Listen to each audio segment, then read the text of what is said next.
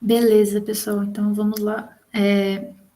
Aula passada a gente viu operadores de atribuição, operadores relacionais e operadores lógicos, que são operadores que ajudaram a gente dentro da estrutura if-else, que foi o assunto principal, certo? Que é a estrutura condicional. Os operadores de atribuição a gente usa para dar um valor para a variável. Os operadores relacionais a gente usa para comparar variáveis. Então, eu tenho dois valores ou duas variáveis, eu consigo comparar eles a partir dos operadores relacionais. E os operadores lógicos, que são muito parecidos com os operadores da matemática, os lógicos da matemática, né? Operador e, operador ou e operador não, né? Ou negação. Eles são usados para a gente comparar expressões lógicas. Então, é sempre, sei lá, um verdadeiro e um falso, como é que a gente compara essas coisas. E aí depois a gente viu estrutura if-else usando todas essas coisas aqui de cima. Então, vamos ver uma por uma. Qual que é a diferença? Quem pode me falar aqui, ó? Operadores de atribuição a gente usa para atribuir um valor a uma variável no Python, né? E aí a gente tem esse operador de atribuição. Quem pode me falar qual que é a diferença dele para o sinal de igual na matemática? Pode abrir o microfone, pessoal. A diferença é que na matemática o x ele é substituível pelo número, ou seja, o x ele só pode ser substituído por 1, e na programação a variável operador de atribuição, na verdade, desculpa aí, o operador de atribuição ele serve para guardar informação dentro do computador. Boa, exatamente. Então aqui ele significa que ele está guardando um número, ele não é aquele número, né? E aí, para vocês sempre lembrarem disso, a gente pode sempre escrever no Python, por exemplo, x é igual a x mais 1. O que a gente está fazendo é pegando o valor original de x e somando 1. Se a gente faz isso na matemática, tá errado, né? Isso aqui é absurdo, não se pode escrever isso na matemática. E aí no Python a gente pode, tanto pode que dá certo, né? O código roda. Então, quais são os outros operadores relacionais que a gente tem em Python?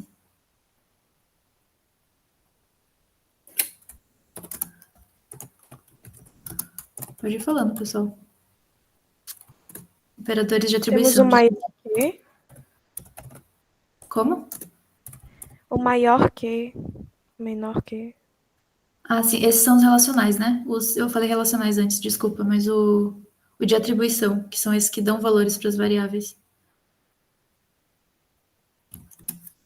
Por exemplo, tem esse, né?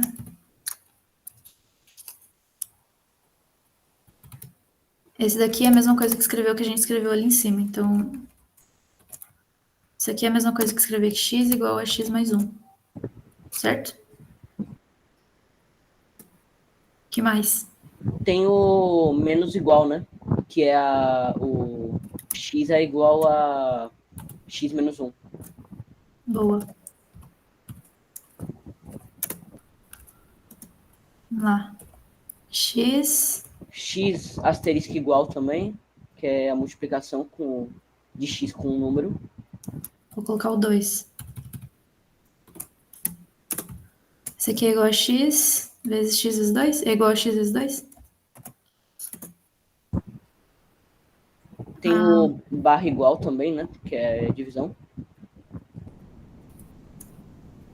Boa.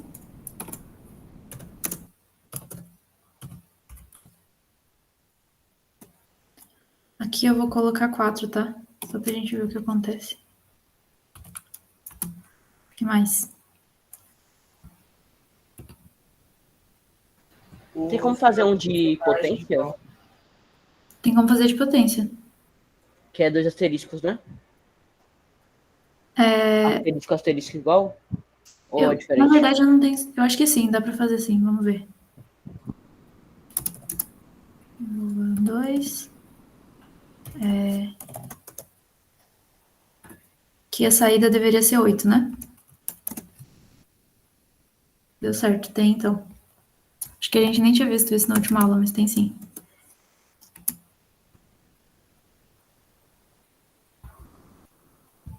Quanto que tá dando aqui, ó? Vamos ver. Eu tava com o x valendo 2, né? Aí aqui, tô somando, quem sabe quanto que dá no final?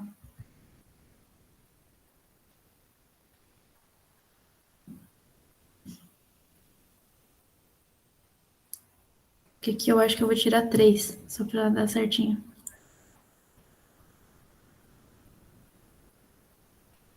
Não, tira 2.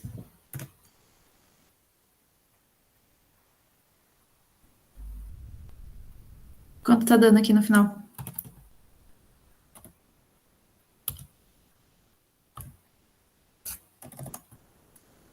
Vai dar 4? Eita, deu 25. Eita, deu muito errado. Vamos lá, ó. Então ele tá pegando 2. Ah, é que a gente já tinha rodado. Não, acho que você tá certa. Ele tava salvo com Ele tava salvo com outro 8%. valor. Acertou. Ai, Boa. obrigada. É, eu tinha rodado esse aqui de baixo, desculpa. É, mas isso, ele tava com o valor 2. Aí aqui a gente tá somando 4. Aí fica 6. Subtrai 2, fica 4. Vezes 2 dá 8. Dividido por 4 dá 2. E aí 2 ao quadrado dá 4. É isso aí. E aí, além disso, a gente também tem o resto, né? Então, a gente tem o... A gente tem o resto e a gente tem a divisão inteira. Então, vamos fazer o resto aqui. Resto por 3.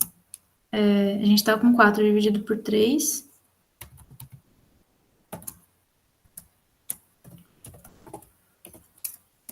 E a gente também tem o operador que faz o truncamento, né? Ele pega o float e aí ele só dá a parte inteira do float. Isso, vou fazer assim. Vamos ver quanto que dá.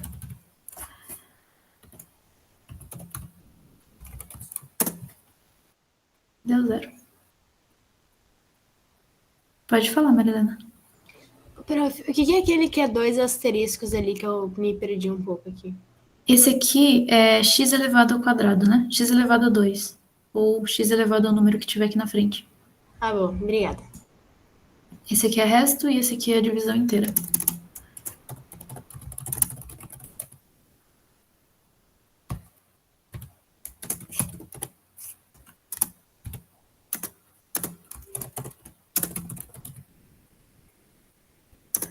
Certo? Beleza, esses são todos né, os operadores de atribuição. Vamos começar o x grande para ver o que acontece. Deu 10 também. Depois a gente pode brincar aqui qual que é o... Ah. Não. Depois a gente pode brincar qual que é o número que a gente tem que colocar aqui em cima para dar um número aqui embaixo. Beleza, então daí a gente tem os operadores relacionais. Eu acho que era esse, acho que foi a Sofia que falou? O maior que? Isso. Esse o maior que entra aqui. Então a gente tem aqui, né? A gente falou que isso aqui é diferente do igual da matemática. Então como é que a gente faz para ver se uma coisa é igual a outra? Aí a gente usa esse sinal duas vezes, igual a igual a. Então x igual a 1, aí a gente está comparando o x e 1. Tá vendo se o x realmente vale 1, tá bom? Isso aqui não é... E aí é importante, né? Na programação, a gente não... Quando a gente faz isso aqui, a gente não está falando que isso é verdade. A gente está conferindo se é verdade. Então, todos os operadores relacionais, eles vão retornar para a gente um booleano. Vai ser true ou false. E aí ele vai querer dizer se aquela expressão que eu escrevi ali é verdade ou não. Então, aqui nessa célula, eu estou falando x igual a 1, que significa que eu estou atribuindo o valor de 1 para o x.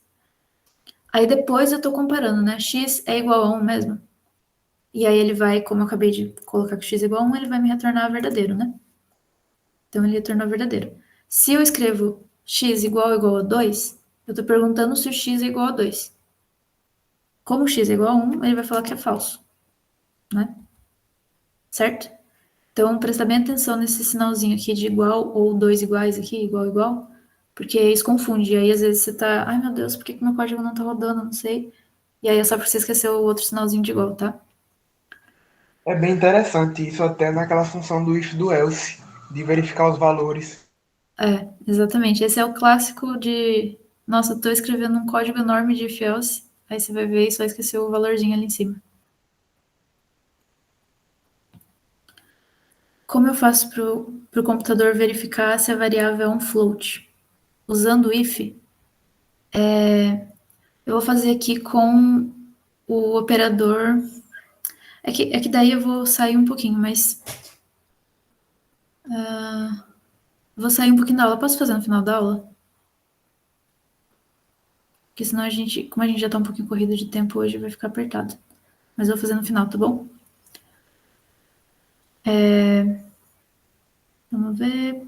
Aí tá, exemplos, né? Outros operadores. Aí aqui tem o que a Maria Rita falou, que é. Não, foi a Sofia, desculpa. Que a Sofia falou x maior ou igual a 2, então aqui eu tinha colocado que o x é 1, né? Então x maior ou igual a 2 vai ser mentira. Que 1 não é maior ou igual a 2. Então, o programa sempre vai me retornar, com operadores relacionais, ele sempre vai me retornar verdadeiro ou falso. Então, nesse caso, como x vale 1, ele não é maior ou igual a 2, ele retorna falso. Então, aí tem alguns exemplos. Vamos fazer aqui os outros operadores. Vocês lembram quais que são?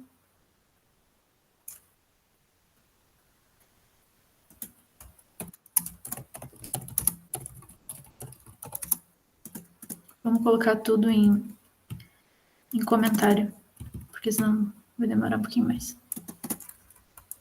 Tem esse aqui, né? Que é o operador maior que, é igual da matemática, menor que mais que tem? Menor ou igual. Boa. Maior ou igual. Boa. Diferente. O diferente era como? Exclamação igual. Boa.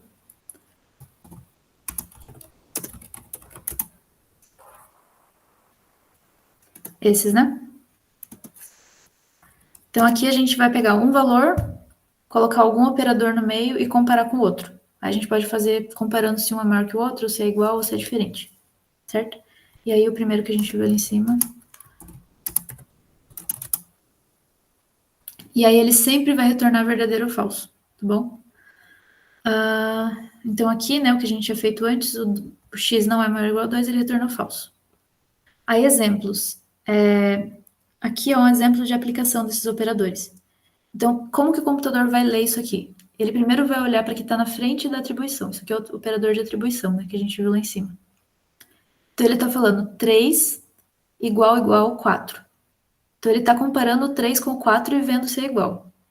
Como o 3 é diferente do 4, ele vai retornar falso.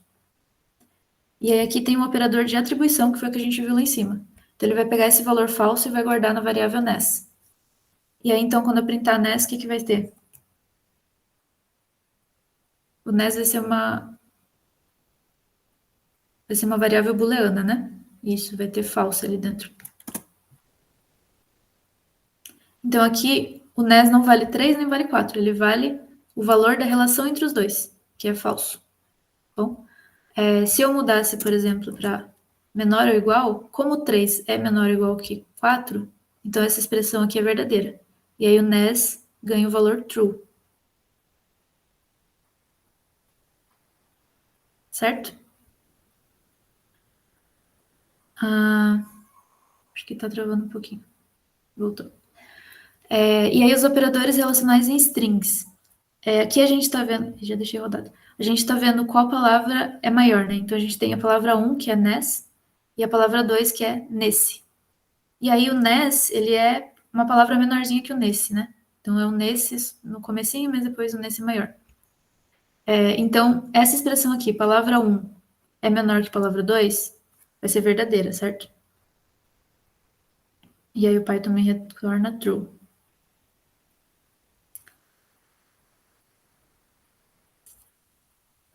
Alguma pergunta?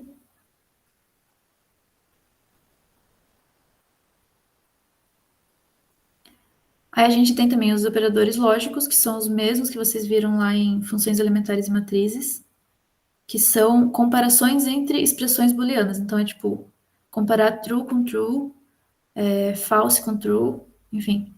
E aí são os 3 operadores que a gente usa lá na matemática também, que é o e, o ou e a negação. Como é que usa esses operadores?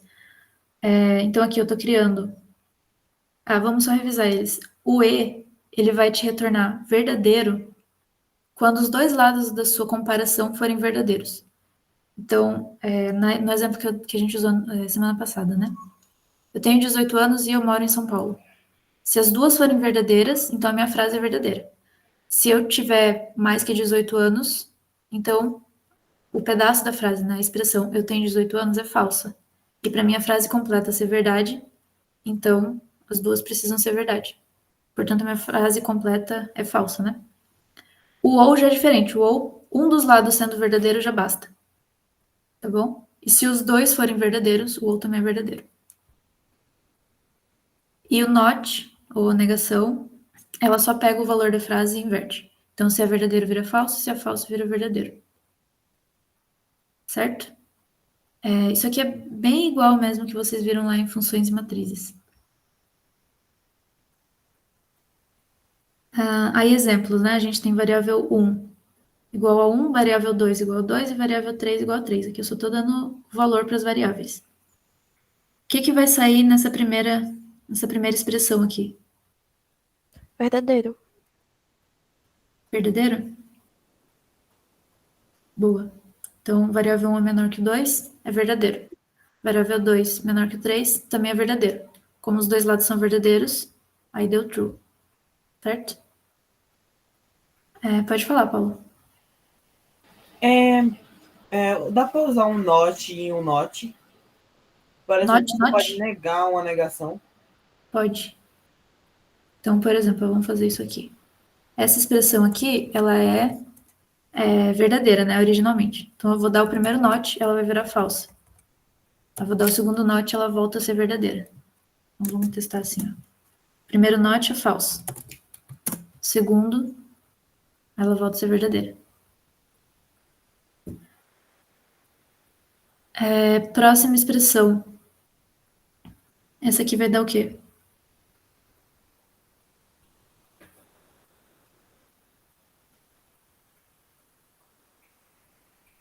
É verdadeiro. Por quê? Porque o primeiro termo, variável 2 menos 1, é igual a 1, que é menor ou igual a variável 1, que é igual a 1. Ou seja, fica 1 igual a 1. Isso já é verdadeiro, o que é o suficiente para fazer o ou ser verdadeiro. Boa, exatamente. Verdadeiro. E a terceira expressão?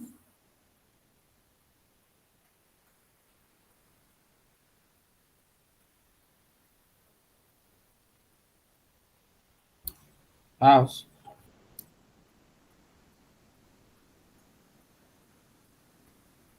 Falso? É falso por causa que A expressão é falsa. Pode falar, pessoal. se você for ver na segunda, tá dizendo que a variável 1 não é menor que a variável 2. Isso tá falando que 1 não é menor que 2, que é mentira. Ou seja, como é um end ali, não um ou, acaba que é já dito como falso. Boa. Então, se fosse um or aqui, ia dar certo, né? Boa, exatamente. Boa, então é isso aí, vocês estão afiados. Aí a gente foi ver estrutura if else. Vocês têm alguma dúvida? Se tiverem alguma dúvida, eu vou falando, tá? Estrutura if else. A gente viu que ela serve para executar um código dependendo de uma condição. Então, a gente dá uma condição para o código e ele executa uma parte desse código se for verdadeiro e uma outra parte se for falsa. Então, a estrutura é if, aí eu coloco a condição e 2 pontos na primeira linha. Aí eu vou ter um bloco de código. Esse bloco de código, se a minha condição for verdadeira, ele vai ser executado.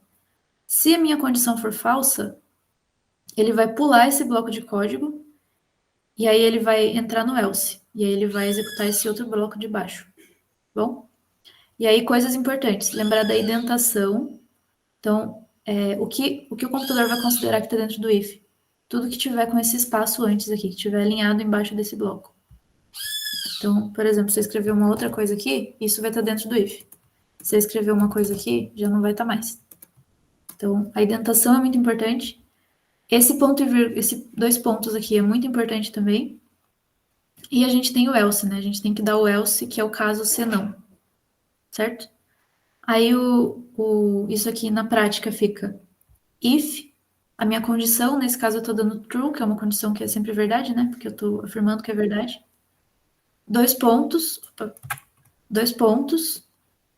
enquanto true for true, né? Então sempre ele vai printar verdadeiro. Caso vire falso, aí ele vai printar falso. Então, nesse caso aqui, ele printou verdadeiro. Se eu troco aqui para falso, opa. Então ele vai ler, vai ver que é falso, ele vai ignorar esse primeiro print. Aí ele vai entrar aqui no se não. Então, se não for verdadeiro, aí imprime falso. Então vamos ver. Certo? Pode falar, pessoal. É a Vang, né? Professora, é obrigatório usar o else? Não, Sempre? você pode usar o. Então, aí vem na parte do elif, né? Você pode usar o if sozinho, você pode usar o elif sozinho, só não pode usar o else sozinho. Que é o que a gente vai ver aqui embaixo, né? Então, Tá certo, obrigada. deixa eu colocar esse aqui para cima, que daí a gente. Então, aqui, ó. Então, daí a gente viu a estrutura elif. A gente pode só ter o if, né? Então, a gente pode ter só essa parte aqui. Se isso, então, acontece esse bloco. E aí acaba, não precisa mais nada. A gente pode colocar um outro if embaixo. Então, por exemplo, se a gente quiser usar um outro if sozinho, meu código ficaria assim, né? Desse jeito. E essa parte aqui vai embora. Pode ser isso também, tá? Isso também é ok. O que não pode acontecer é ter só o else. Então, desse jeito não acontece, não roda, tá bom? E aí a gente viu o elif, que é um intermediário ali entre o if e o else. Então, você dá uma primeira condição, o código se aquela condição é verdadeira. Aí você não quer usar só o else, você não quer usar só o se não, você quer, em cima da primeira condição, testar uma segunda condição. Aí você coloca o elif. E aí você coloca, então, por exemplo, if, se tal coisa acontecer, aí você roda esse código. Ah, mas não aconteceu essa condição. Aí eu dou uma segunda condição, e se a segunda condição for verdadeira, aí isso aqui vai rodar. Se nenhuma nem outra forem verdadeiras, aí eu coloco um else. E aí o código roda o último bloco. Eu poderia terminar no elif, tá? Então eu poderia fazer assim, por exemplo. Não tem problema. Só lembrar que quando você coloca o else, você não pode dar uma condição. Pra você dar uma condição nova, precisa ser o elif. Pode falar, Marita. Eu posso ir encadeando mais de 2 condições? Tipo, se a condição não for verdade, tenha 2. Aí se não for, tenha 3, por exemplo. Pode usar quantos elifs você quiser. É essa a pergunta? Você pode usar mais elifs? Isso mesmo. Obrigada. Boa. Pode, então, vamos ver. Ih, eu já deixei o código pronto aqui, né?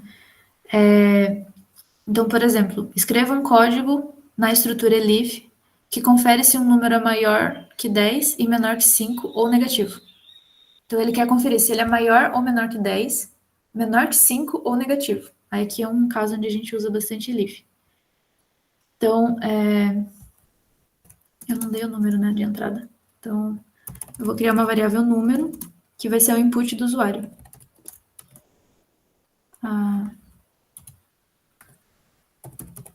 Então, aqui ele está recebendo um número do usuário.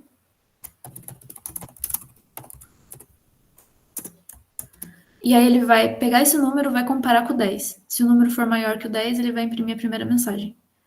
Se o número não for maior que 10, ou seja, se essa expressão for falsa, ele pula esse bloco de código e vem para o elif.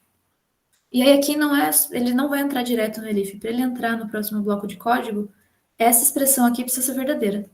Tá bom? Então ele confere uma segunda expressão. Se for falsa, ele confere a terceira. E se todas as outras forem falsas, aí ele imprime a última. certo? Então, vamos ver. Então, eu vou digitar 6. Ele veio aqui, o 6 não é maior que o 10, então ele pula. O 6 é maior que 5? Sim. Então, ele imprime isso aqui, ó.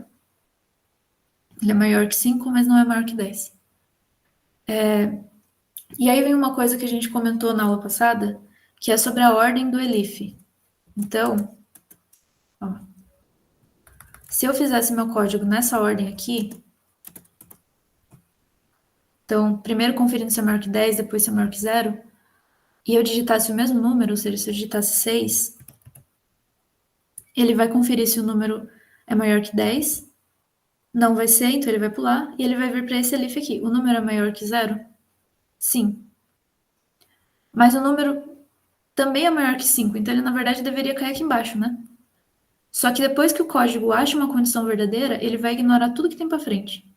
Ele só vai executar o que está dentro da condição. Então, preste muita atenção quando vocês forem digitar esses códigos encadeados de else if, elif e tal, porque a ordem que você digita importa, tá bom? Então, aqui, deixa eu voltar ao jeito que tá. Alguém tem alguma dúvida sobre isso?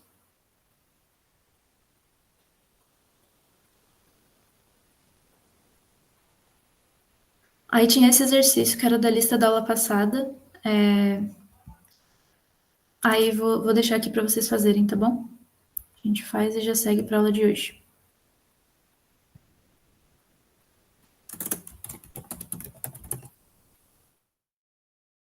Não lembro quem que tinha perguntado o negócio do float, eu vi que vocês estão comentando aqui no chat. Dá para você colocar desse jeito, comparando com o int, aí dá certo. E dá para vocês fazerem desse jeito aqui, ó. Então, você pede o tipo do número e vê se com 2 iguais se ele é igual a float. E aí o float é um tipo, né, de variável. Uma classe de variável. Aí, para colocar isso dentro do if, você só precisa colocar o if aqui atrás, né? Aí, 2 pontos. Sei lá.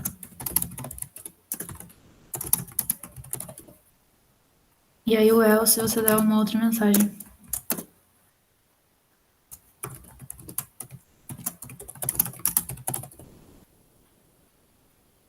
Certo?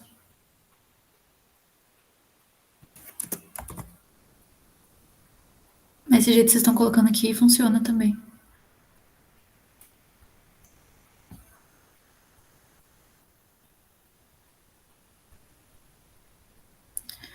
Ah, tá. Isso aqui, ó. Quando você dá um número que é o que a Sofia falou mesmo. Quando é 4.0, 5.0, não vai dar. Ele vai considerar que é igual.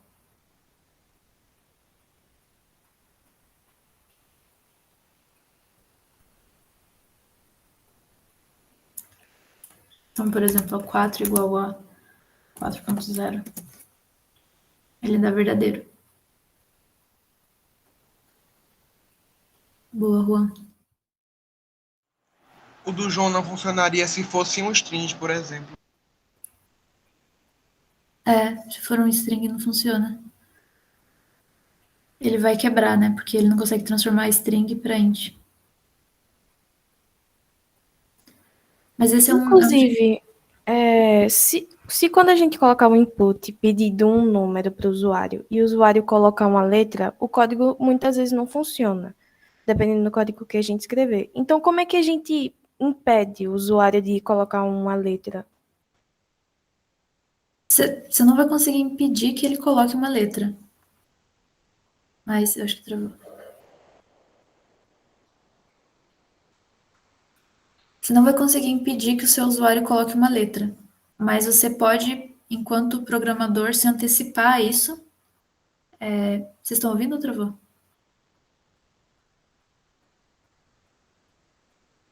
Eu tô ouvindo. Tá ok. Ok. Você não pode impedir que o seu usuário coloque uma letra. Você vai pedir, sei lá, coloque sua idade. Em vez de escrever 14 anos ou 15 anos, ele vai escrever eu tenho 15 anos. E isso vai ser uma string, né? Então, seu usuário sempre pode colocar uma coisa que você não pediu para ele, porque a caixa de entrada fica ali livre. O que você pode fazer enquanto programador é se antecipar o que o usuário vai colocar. Então, por exemplo, você pode, usando essa classificação aqui que a gente, enfim, não está na aula, mas a gente acabou de ver, que é comparar o tipo com a classe, você pode antecipar e, por exemplo, no seu input, você comparar se aquilo ali é uma string ou não. Então, por exemplo, você pode pegar a entrada do seu usuário e ver se ele dá erro quando você tenta converter para float, por exemplo. E aí você compara essa saída. Se a saída for um erro, aí entra dentro de um if, e aí ele não roda o código. E aí ele vai mandar uma mensagem para o usuário. Isso não é um número, por exemplo.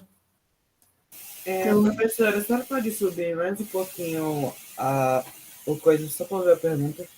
sim, desculpe. Então, o que você faz enquanto programador é prever os erros que o usuário vai colocar. Quais são os erros que o seu usuário pode cometer? Então, por exemplo, digitar uma string no lugar que pediu um número. E aí você prepara o seu código para enviar uma mensagem de erro. Então, quando dá erro, você está falando para colocar uma frase dizendo que não é um dígito. Tem como fazer com que o código rode novamente até que ele coloque um dígito? Sim, aí a gente vai ver isso hoje. Se fazer um loop, eu acho que tem como fazer. Isso, exatamente. Você deixa em loop para se der erro, faz o print e recomeça. Isso, exatamente. Alguém aí já resolveu esse exercício para a gente seguir? Quando a senhora passou a lista e eu me empolguei, eu fui atrás dos notebooks para ver se tem exercício lá. Aí eu já tenho um código salvo com esse aí, que eu fiz de madrugada. Boa. Quem que vai falar, pessoal? Quer mandar, Iago? Agora eu tô sem o notebook. Ah, ok. Quem que vai falar, então? Abre aí, pessoal, o microfone. Eu posso. É Ana Luísa, né? Uhum. Você quer que eu mande de novo o código? Por favor. Tá bom. A idade eu coloquei em float, mas é indiferente. Eu acho que eu só deixei para um usuário que queira dizer, sei lá, eu tenho 24 anos e 6 meses, 18 anos e 1 mês, 17,9 meses. Idiota, super, mas vai que. É esse que é o pensamento. O seu usuário ele sempre vai testar seu código. Pensa que o usuário está pirraçando seu código e que ele pode procurar erro ali, sabe? Esse é um jeito bom de pensar. Tudo bem. O código em si, ele é simples e eu deixei mais explicado. Primeiro eu vou abrir as variáveis x e y, onde o usuário vai ter condições de digitar os valores respectivos para compra e idade. Em seguida, ele vai ter a condicional, que já vai testar ao mesmo tempo, uma vez que precisa de duas condições verdadeiras, o valor da compra e a idade, sendo que eles precisam ser maiores ou iguais a 100 e 18, respectivamente. Sendo assim, ele vai dar um print da mensagem de que ele pode realizar o cartão. Caso não, ele vai printar que ele não pode. Boa. Então, se eu tiver uma compra de 150 e a minha idade for 20, ele vai dar que eu posso. Mas se, por exemplo, tiver 17 anos com o mesmo valor de compra, ele não consegue. Certo. Boa, arrasou. Aí teve um pessoal que fez separado, né? Tipo, você não pode porque você tem menos de 18, ou porque você fez uma compra muito baixa, e dá para testar junto também, os dois estão ótimos.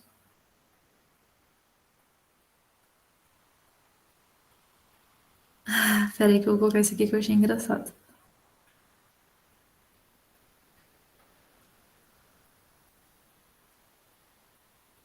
Esse aqui, Sofia, posso colocar o seu ali? Pode.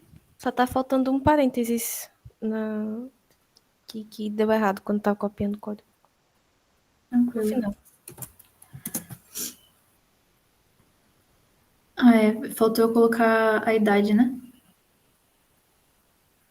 Tá faltando a primeira parte do código, né? Eu não copiei a primeira, deixa eu pegar aqui. Foi.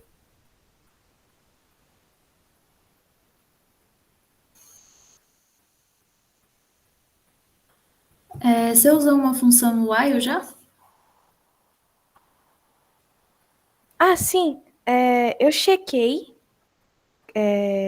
Eu chequei a minha pergunta para ver, porque eu não queria esperar tanto para ver no chat GPT, e ele deu que dá para usar esse pedaço de código aqui, que a variável .isDigit checa se é verdade que a variável é um dígito. E aí eu coloquei, enquanto não for um dígito, fica em um loop. Boa, então, já que a gente estava falando disso, eu vou colocar essa parte aqui também, tá? Mas não é matéria dessa aula nem da última. Então, ele vai pegar a idade e transformar num int. Quer explicar, Sofia? Pode ser. Eu só esqueci de colocar essa mesma coisa que eu acabei de explicar na idade para impedir a pessoa de fazer. Eu testei esse código com meu irmão e ele ficou colocando frases. Aí né? Então, primeiro o código pergunta qual é a sua idade e transforma essa idade em inteiro. Aí ele pergunta qual seria o valor da compra. Gostaria de pagar quantos reais em sua primeira compra. E para evitar do usuário colocar uma letra, eu coloquei, enquanto a variável não for um dígito, ele vai printar, digite apenas números inteiros e vai colocar o input de novo, para fazer a pergunta de novo, porque senão ficaria um loop infinito, porque né, nunca teria como responder a pergunta de novo.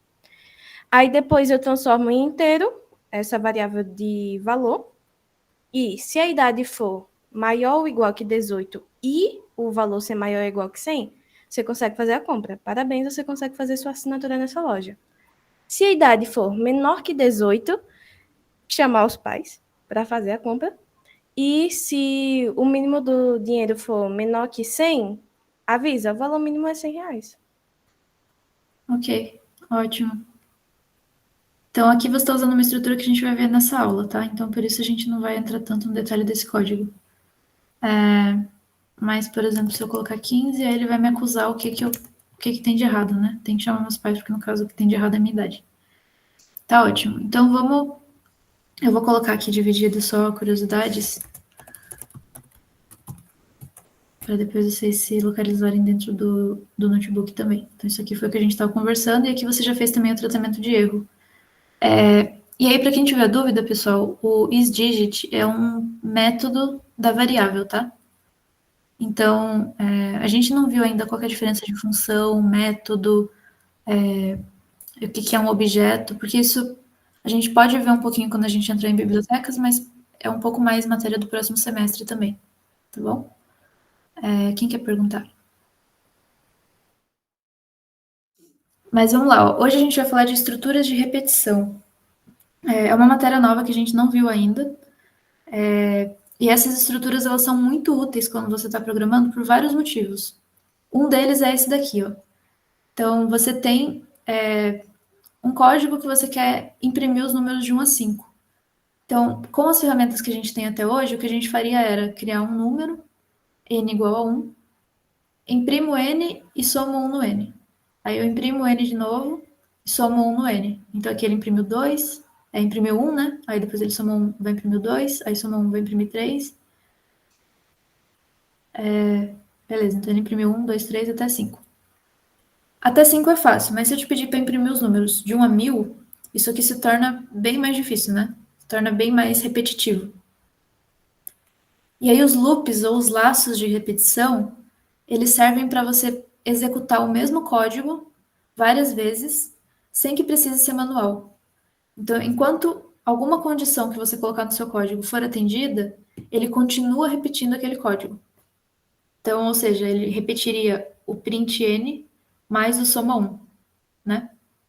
E aí imprimiria de novo, repetiria até chegar em 1000. Esse é um dos usos. Quais são os outros usos? Então, primeiro, evitar repetição manual. Quando a gente está trabalhando com muitos dados, então grandes tabelas que tem muitas linhas, que tem muitas entradas, a gente também precisa usar os loops. E quando a gente está criando programas para interagir com o usuário, que é esse exemplo que a Sofia trouxe agora, a gente muitas vezes precisa dar uma instrução para o usuário, e se ele não atender a instrução, a gente precisa dar a mesma instrução de novo até que ele atenda o que a gente quer que ele faça. Então, esses são os principais usos do while. Eu parei de acompanhar o chat aqui, tá, pessoal? Alguma dúvida sobre por que a gente vai usar a estrutura de repetição? Eu percebi isso muito facilmente quando eu estava checando meu código com meu irmão, porque ele resolveu ir contra todas as regras. Ele era basicamente o beta tester. Aí eu tive que arrumar meu código. É isso. Boa. Irmão é muito útil na hora de testar o código, realmente. Beleza, então primeiro a gente vai ver 2 loops hoje, tá? 2 tipos de estrutura de repetição, o while e o for. Então vamos ver o while, aí a gente faz intervalo e depois a gente vai para o for. Então o laço while, ou loop while, é uma estrutura de repetição e ela permite que a gente continue repetindo um código até que uma determinada condição que a gente colocou ali não seja mais verdade. Então quando a condição for falso, aí o bloco de código para de se repetir. Aqui, ó, no que a Sofia mandou agora há pouco, é o que acontecia, né? Então, a gente tinha o while e tinha uma condição. Ele continuava repetindo isso aqui até que o usuário digitasse um dígito de verdade, que era o que a gente tinha pedido para ele, apenas números inteiros. Como que é a estrutura disso? Então, a gente vai ter o while, que é o nome da estrutura, a gente dá uma condição, e aí essa condição pode ser muito parecida com aquelas condições que a gente usava no if-else. Então, ele sempre vai ser ou verdadeiro ou falso. Aí pode usar operador de relacional, operador lógico, enfim, todas aquelas coisas que a gente viu. 2 pontos para dizer que começa a estrutura. Tudo que tiver identado embaixo do while vai ser executado se a condição for verdadeira. Então vai ter um código aqui dentro que vai fazer alguma coisa. E aí no final a gente tem que atualizar a condição. Então a gente roda a primeira vez e faz alguma modificação na condição. E aí ele vai vir aqui em cima de novo. Quando terminar de executar o código, ele vai vir aqui de novo e vai testar se a condição continua verdadeira. Se a condição continuar verdadeira, então ele faz de novo. Ele vem aqui, executa, e aí muda a condição. E aí volta. Até que ele vai chegar aqui em cima em algum momento e a condição vai ser falsa. E aí ele vai pular tudo e vai executar a próxima coisa que não está identada. Tá bom?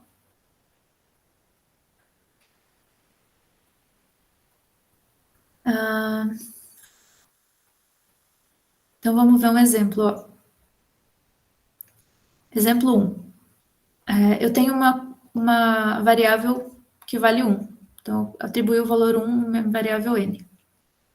Enquanto, né, a tradução do while, enquanto n for menor ou igual a 1, menor ou igual a 5, desculpa, então eu vou executar o que está aqui dentro.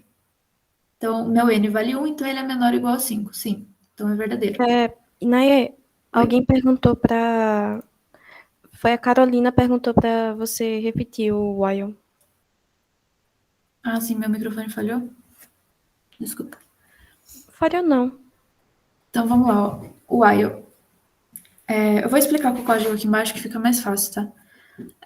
Mas a gente tem essa estrutura aqui que ela funciona com 2 partes, né? A parte que testa a minha condição, que é a primeira linha, e a parte que é executada se a minha condição for verdadeira.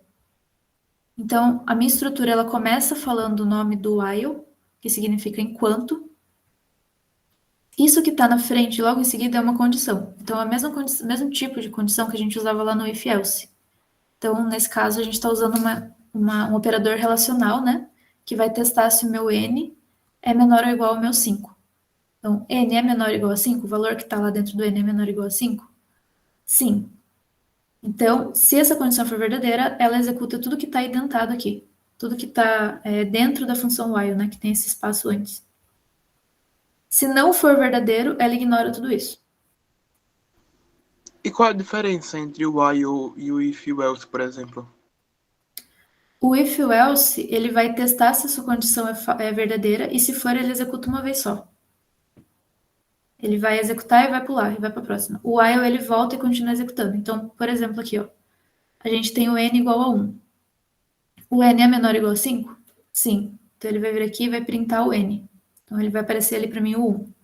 Em seguida, ele atualiza o n. Então, ele pega o n e soma 1. Quando acabar de executar isso aqui, o meu n vai estar valendo 2. E ele vai voltar aqui para cima. Então, ele volta aqui e testa de novo. 2 é menor ou igual a 5? Sim. Então, ele volta, vai printar o 2, né? E vai somar 1 no N. Aí o N vai virar 3. Ele volta aqui de novo. Até que ele vai somar, somar, somar, e o N vai estar valendo 6, né? Porque daí ele vai vir, o N vai estar valendo 5, 5 é menor ou igual a 5, printa 5 e soma 1. Quando ele voltar aqui em cima, o meu N já vai estar valendo 3. E aí, 6. E aí o 6 não é menor ou igual a 5. Como a condição é falsa, ele ignora. E aí acaba o loop. Então ele entra num loop ali dentro e vai continuar e continuar rodando até que a condição seja falsa. Então, vamos ver o que acontece. Ó. Executei o código. Então, n igual a 1. Entrou no loop, printou 1. Então, apareceu 1 aqui. N soma 1. Aí ele volta lá em cima de novo. O n é menor ou igual a 5? Sim. Então, ele printa. Só que como o n está valendo 2, aí ele aparece o 2. Aí, assim por diante, até o 5. O 5 é o último que ele printou. Então, meu n estava valendo 5. 5 é menor ou igual a 6. É menor ou igual a 5, né? Aí ele vai vir, vai printar o 5 e vai somar 1. E aí agora meu n está valendo 6. Então ele não entra mais no loop. Faz sentido? Vocês têm alguma pergunta? Agora é hora de fazer um monte de pergunta.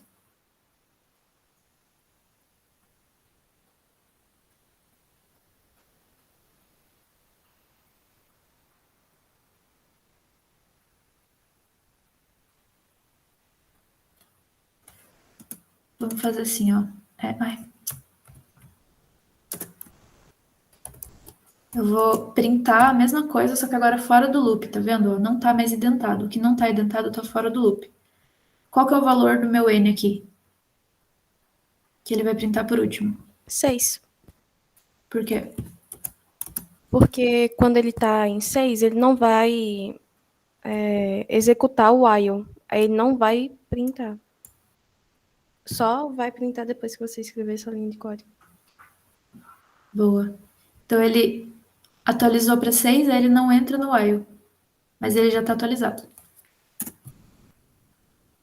Então, ó, o último valor que o n assume é 6, não é 5. A diferença é que ele não vai entrar aqui, mas ele já está com o valor 6. Nesse caso, a gente chama o n de variável de controle ou de contador, porque ele vai controlar o momento de parar o meu while, o meu laço ou o meu loop, certo? Eu posso colocar meu while dentro de outro while? Pode. Pode colocar o while dentro de while, if dentro de while dentro de if também. Dá para você brincar. A gente vai fazer isso hoje. É importante só lembrar da indentação. Certo? Outro exemplo, ó. Então aqui eu vou pedir um número para o meu usuário, né? Então o número, ele vai receber um int. Eu não vou testar muito o programa, eu vou só colocar um int mesmo. Vou colocar um 5. E eu tô somando... Peraí, deixa eu parar esse código aqui. E eu tô somando, iniciando uma variável soma que vale 0, tá? Então, eu vou fazer comentários, porque eu acabei não fazendo comentários nesse código. Então, aqui ele está recebendo uma variável. Aqui embaixo, ele está iniciando uma variável soma. E a variável soma está guardando o valor 0. Aí ele vai entrar no loop aqui. Enquanto o meu número for maior do que 0, então, enquanto o meu número for positivo, né? Então, eu vou pegar a minha soma, que estava valendo 0, e vou somar o número. Então, ele está valendo 0. Se, por exemplo, eu digitar um 5, ele vai sair de 0 para 5. E aí eu pego o número e subtraio 1. E aí eu venho aqui para cima de novo. Aí vai valer 4, né? 4 é maior que 0. Então, eu vou pegar a minha soma, que agora já está valendo 5, porque eu somei ela antes, ela lembra. Vou somar o 4. Aí vai valer 9 minha soma. E aí eu subtraio. Vai valer 3. Então, o que eu estou fazendo? No final das contas, eu estou pegando 5, somando com 4, somando com 3, somando com 2, somando com 1. Quando o número virar 0, ele não vai somar mais nada, porque daí ele não entra no loop. Ou seja, a soma de todos os números naturais até o número escolhido, ou de 5 até 0, vai ser printada para mim depois. Certo? Então, eu vou fazer comentários aqui, porque eu acabei digitando os códigos e não comentando.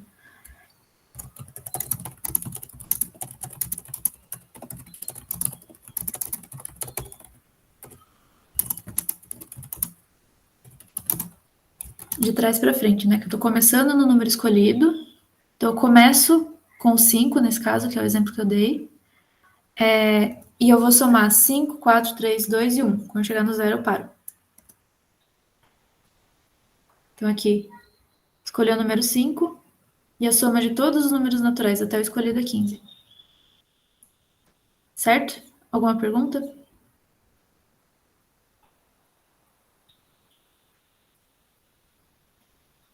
Vamos destrinchar bastante os códigos para não ter dúvidas.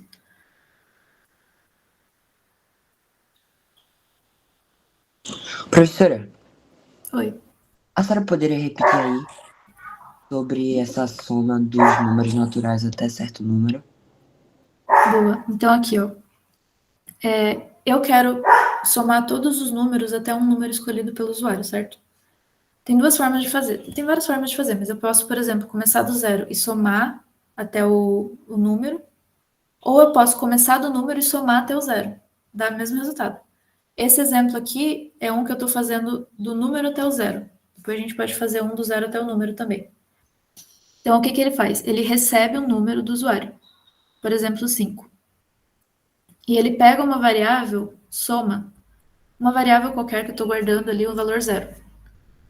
O que o while vai fazer? Ele vai repetir isso daqui enquanto a minha condição for verdadeira. Então, ele vem aqui, confere a minha condição. Se a condição for verdadeira, ele executa. Ele vem de novo, confere. Se a condição for verdadeira, ele executa. O que ele está conferindo? O meu número ainda é maior que 0? Eu comecei com 5, então sim. Ele pega a minha variável soma, que valia 0, que eu defini como 0 aqui em cima, e ele vai somar o valor do meu número. Meu número está valendo 5, então minha soma já está valendo 5, beleza. Ele vai para o próximo, né? O próximo de trás. Então ele subtrai 1. Agora o número está valendo 4. Ele vem aqui em cima, ele confere. 4 é maior do que 0?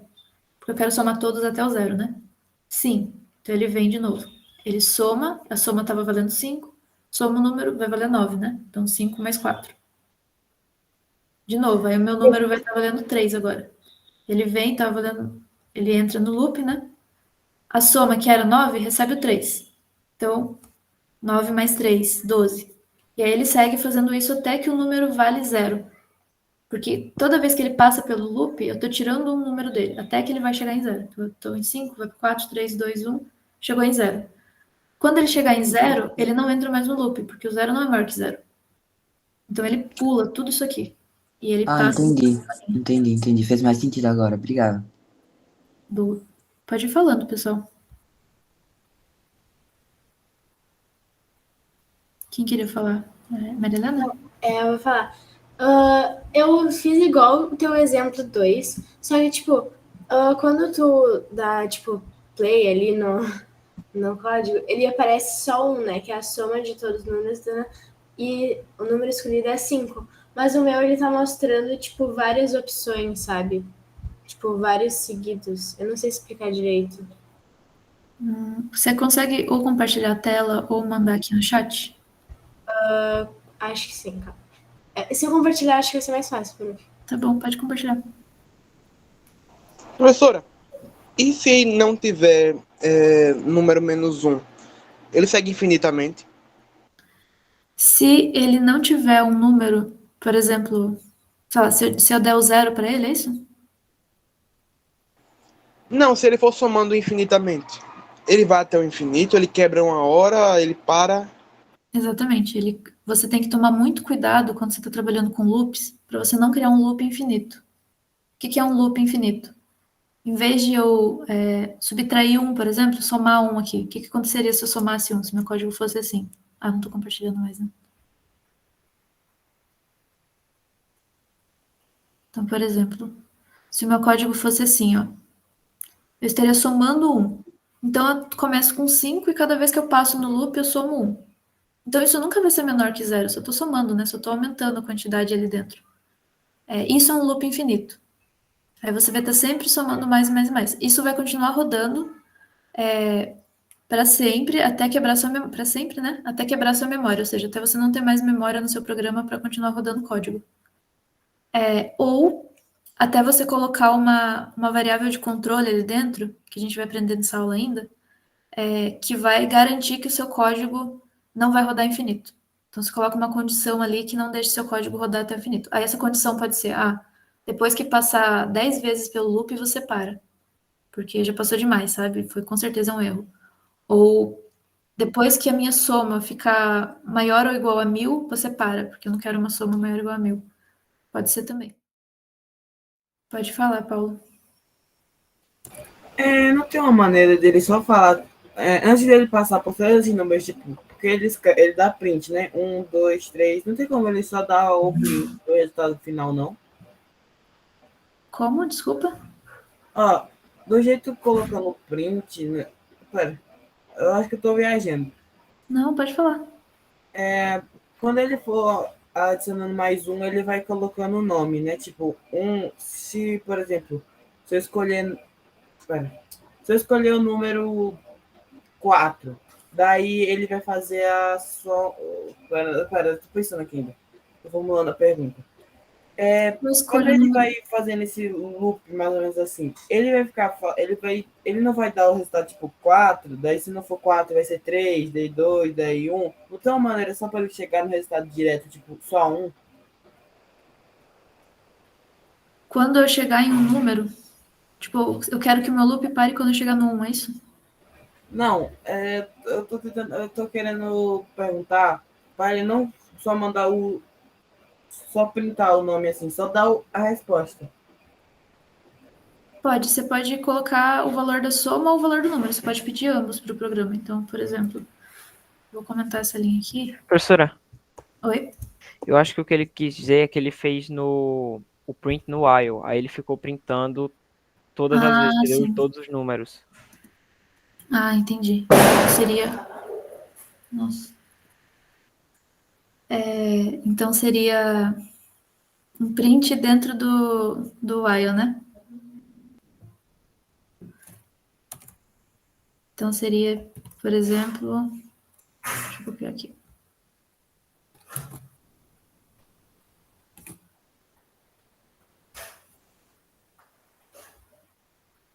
Desse jeito aqui, sempre que você passar pelo while, você vai estar imprimindo alguma coisa.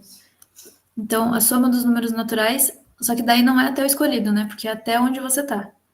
Até o n, por exemplo, que é o número, né?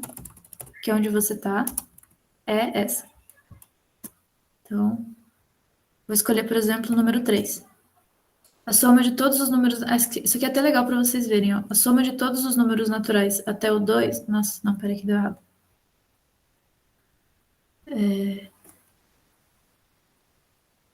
Nossa, agora eu me confundi tudo aqui. Pronto.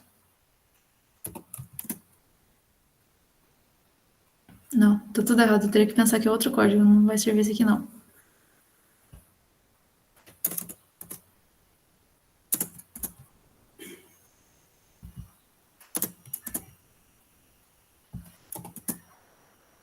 Então, vamos ver como que ele está fazendo a soma. Acho que isso aqui é legal para a gente ver como ele está fazendo a soma. Então, ele começa com 5, né? Quanto que a minha soma está valendo na primeira vez que ele roda? Está valendo 5. Então, ele vem aqui, vou colocar, vou organizar, fica bonitinho. A soma aqui, na primeira vez que ele passa, está valendo 5. Então, eu dei 5 pro valor número, ele entrou no while, porque ele é maior que 0, e a soma está valendo 5. Então, ele vai, pega o meu número, diminui 1 e ele imprime quanto que vale a soma. Então, a primeira vez que ele passou, vale 5. Aí ele volta lá para o while, o meu número está valendo 4. Aí 4 é maior que 0, então ele entra. Aí ele pega o valor da soma e soma o 4, né? Então aí, ó, a segunda vez, quando ele for printar, o meu soma vai estar valendo 9. Aí depois 12, 14 e 15. É isso que você está querendo fazer?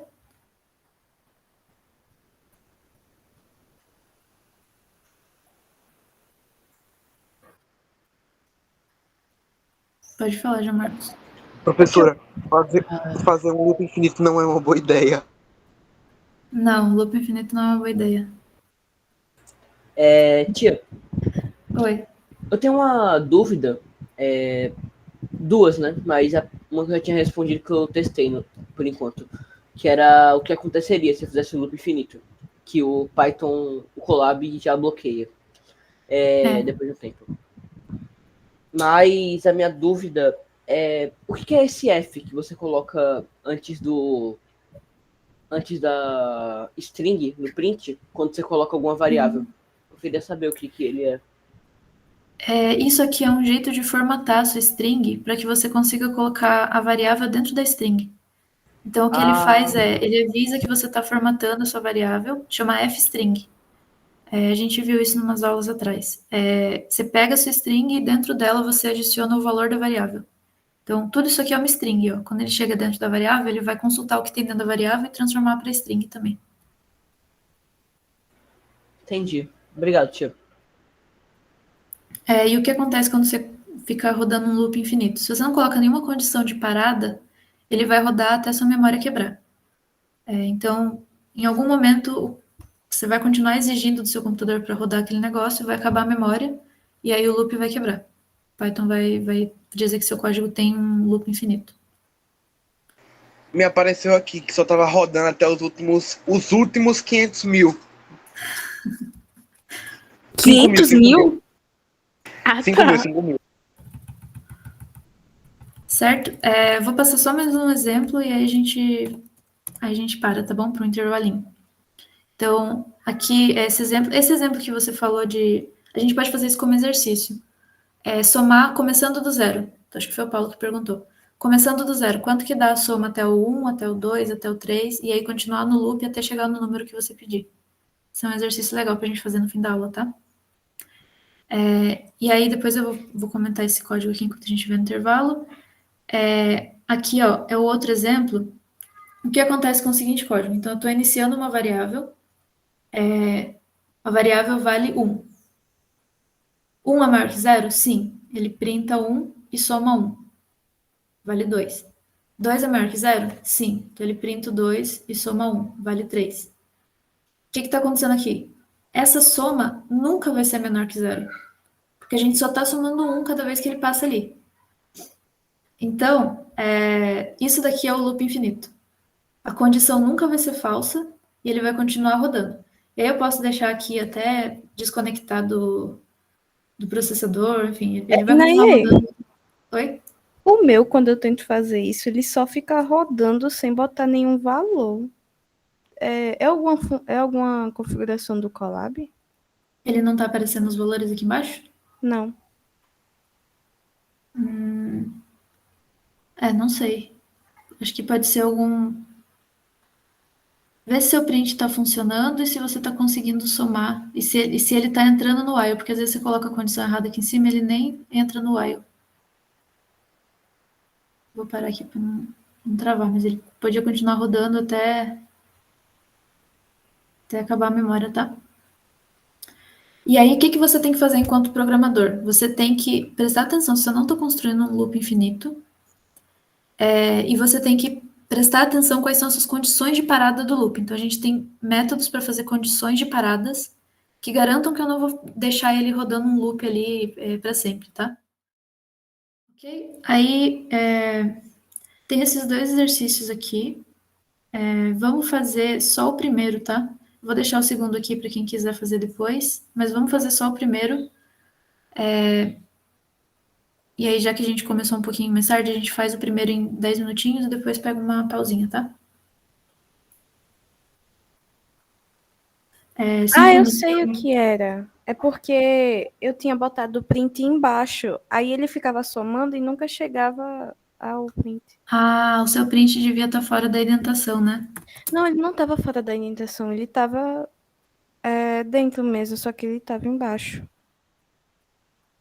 Mas devia rodar se fosse embaixo, dentro da indentação. Aí eu já não sei. Se quiser mandar o código que você fez aqui. Gente, se vocês colocaram algum loop infinito para rodar, vocês clicam aqui nessa bolinha que você clica para funcionar. Então, na bolinha que você clica para rodar, você também clica para parar, tá bom? Funcionou agora. Eu acho que estava quebrado. Boa. O que é fatorial, pessoal? Quem explica? O número multiplicado por todos... não preciso explicar. É um número multiplicado por todos antes dele. Tipo, Se for 10 fatorial, vai ser 10 vezes 9, vezes 8, vezes 7, vezes 6, vezes 5, vezes 4, vezes 3, vezes 2, vezes 1. Boa, exatamente. Muito bom, Paulo. É ele multiplicado por todos os naturais anteriores, né? Eu consegui, professora. Quer mandar seu código aqui no chat, Amir, por favor? Tá.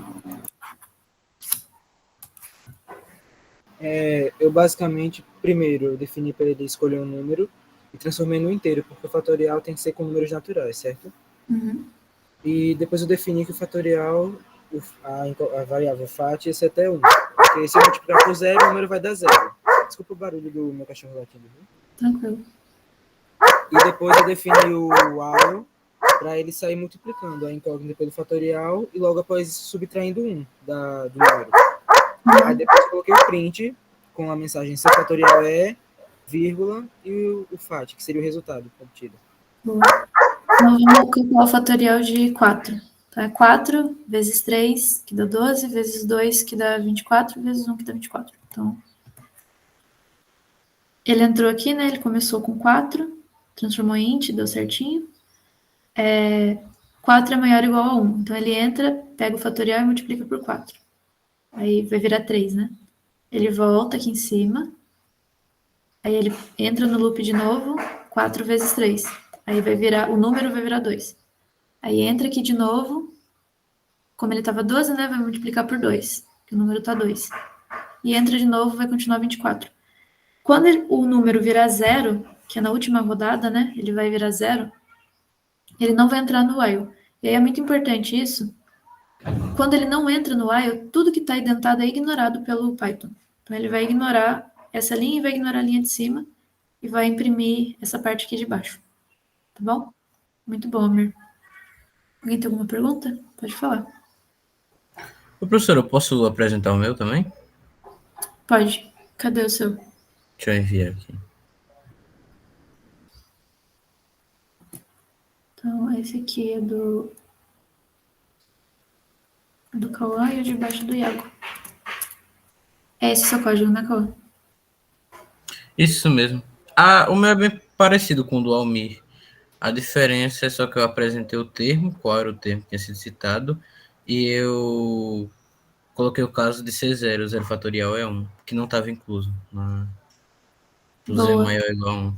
É só isso diferente, o resto é quase tudo Legal, igual. então você já tá associando a estrutura condicional com a estrutura de repetição, isso é bem legal.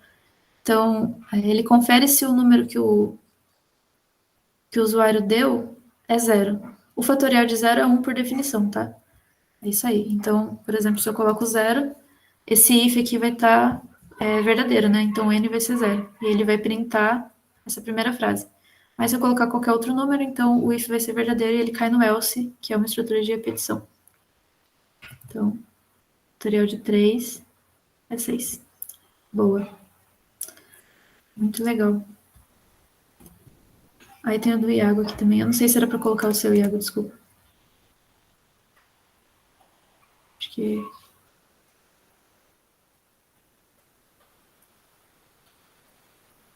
O meu foi bem pobrezinho. Mas achei bom, funciona também. Eu achei muito bom. Então, você começa com uma primeira variável que é o 10, né? E aí você dá uma variável nova, porque a gente pediu mesmo fatorial de 10, né? Não, que o pessoal está usando o input, mas não precisava. Então, começando com 9, ele vai pegar o 10 e multiplicar por 9. Esse aqui... não, vai dar certo, vai dar certo. Então, ele vai pegar o 10 e multiplicar por 9. Ele vai printar enquanto ainda está rodando, né?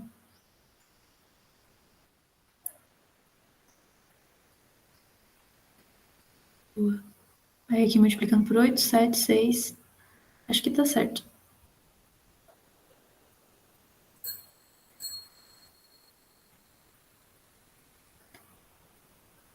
Amém. Beleza, pessoal? Vamos fazer uma pausa, então, 20 minutinhos, a gente volta às 5. E aí eu acho que talvez a gente não consiga terminar hoje esse assunto de loop de repetição, de estruturas de repetição, mas aí a gente termina na aula que vem, tá bom? A gente volta às 6, então. 5, desculpa.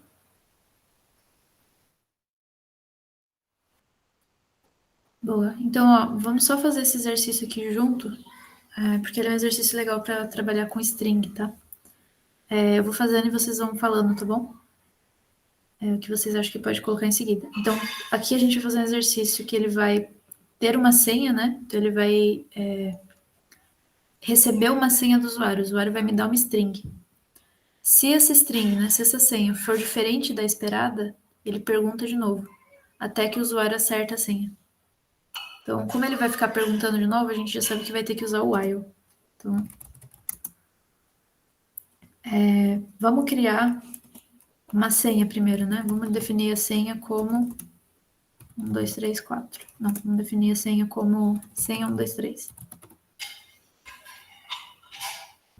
Isso é uma string, então tem que estar entre aspas, certo? Aí ele tem que receber uma senha do usuário, né? O que eu faço em seguida? Input. Então, eu vou colocar um input.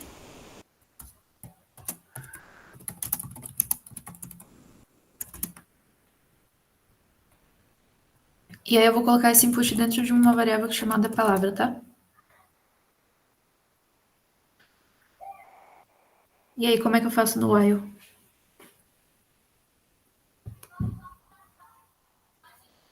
Eu uso o equivalente, tipo assim, se a palavra for aí duas igualdades, igual a senha, aí ele vai parar, mas se não for, ele vai continuar. Se palavra for igual No caso não seria diferente? Por quê? Porque enquanto a palavra for diferente da senha, ele vai ficar repetindo, não? E aí eu faço o que aqui dentro do while?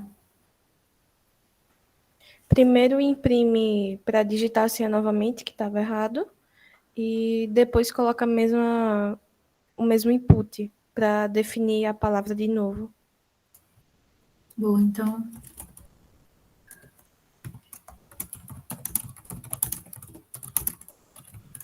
A senha está errada. E aí eu vou pedir para ele redefinir o input, né? Redefinir a palavra que ele está digitando. Certo? Então ele vai digitar uma primeira palavra, se tiver errada, aí ele vai imprimir que está errado, né? Se ele for diferente da senha mesmo, ele vai imprimir que está errado. E ele vai pedir para imprimir a palavra de novo. Ele vai continuar voltando até que digite uma palavra certa. E aí, quando digitar uma palavra certa, o que faz? Ele vai sair do loop e a gente pode colocar, tipo, imprime, parabéns, você acertou.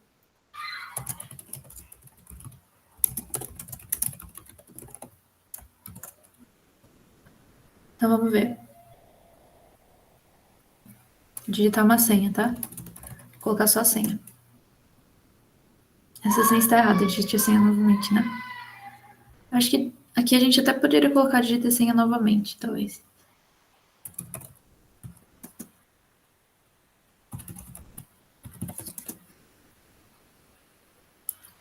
Boa. Então deu certo, né? Então, quando trabalhar com string, é só lembrar vale as mesmas regras, então vale o operador lógico, o operador relacional, vale tudo da indentação também, muito importante a indentação. É só lembrar que trabalhando com string a gente trabalha com aspas, né, e que a string também é uma sequência. O for é muito parecido com o while. A diferença do for para o while é que o for, ele funciona... Opa, eu vou repetir. Repetir o exercício, né? Ô, professora. Não, é que a Maria Rita perguntou uma coisa que eu achei interessante. Tem como limitar a quantidade de vezes que o while roda? Tem. A gente vai ver isso daqui a pouquinho. Mas você pode colocar uma condição ali dentro, usando um if, para explicar como funciona. Você pode colocar um if dentro do seu while, que depois que o seu while rodar, por exemplo, 10 vezes, aí ele vai imprimir uma mensagem de erro, tipo, você tá errando muito, ou esse código parou, sabe? Uma coisa desse tipo. Obrigada, Max, por avisar que tinha no chat, às vezes eu não vejo. A outra pedida era para repetir o exercício. Então, aqui o exercício pedia para a gente escrever um código que vai receber uma senha do usuário e a gente vai ter uma senha certa. Aí a gente vai comparar o que o usuário escreveu com a senha. Se o usuário tiver digitado a senha certa, aí ele recebe uma mensagem de aprovação. Se ele tiver digitado uma senha errada, então ele pede de novo para o usuário digitar. No caso, poderia repetir o exercício anterior ao intervalo? Esse daqui? Isso. Esse, né? Beleza. Isso daqui é um exercício para a gente calcular o fatorial do número 10. Então, o fatorial de um número é esse mesmo número multiplicado por todos os naturais menores que ele. Então, fatorial de um número natural, né? Então, por exemplo, o fatorial de 5 é 5 vezes 4 vezes 3 vezes 2 vezes 1. Aqui, no caso, a gente quer calcular o fatorial do 10, certo? Então, a gente vai começar no 10. A gente precisa multiplicar ele por 9. Aí multiplicar de novo por 8. Aí multiplicar de novo por 7. Ou seja, isso é um loop de multiplicação, certo? Então, a gente multiplica uma vez, multiplica outra, enfim. Até atingir o valor que a gente para, que no caso é o 1. Então, aqui nesse primeiro código, o que a gente faz é recebe o número do usuário. Aqui a gente pediu de 10, mas nesse caso aqui estamos usando um input do usuário, né? Então, recebe o número do usuário. E a gente tem essa variável de fatoral, né, que chama fat, que ela inicia em 1. Por que ela inicia em 1 e não em 0? Porque o fatoral é de multiplicação. Então, se iniciasse em 0, ia ser sempre 0, né? Não importa no que a gente multiplique. Então, ele inicia em 1. E aí, o while, ele funciona assim, ó. O nosso número é 10 e ele é maior que 1. Então, ele entra no loop que a gente criou.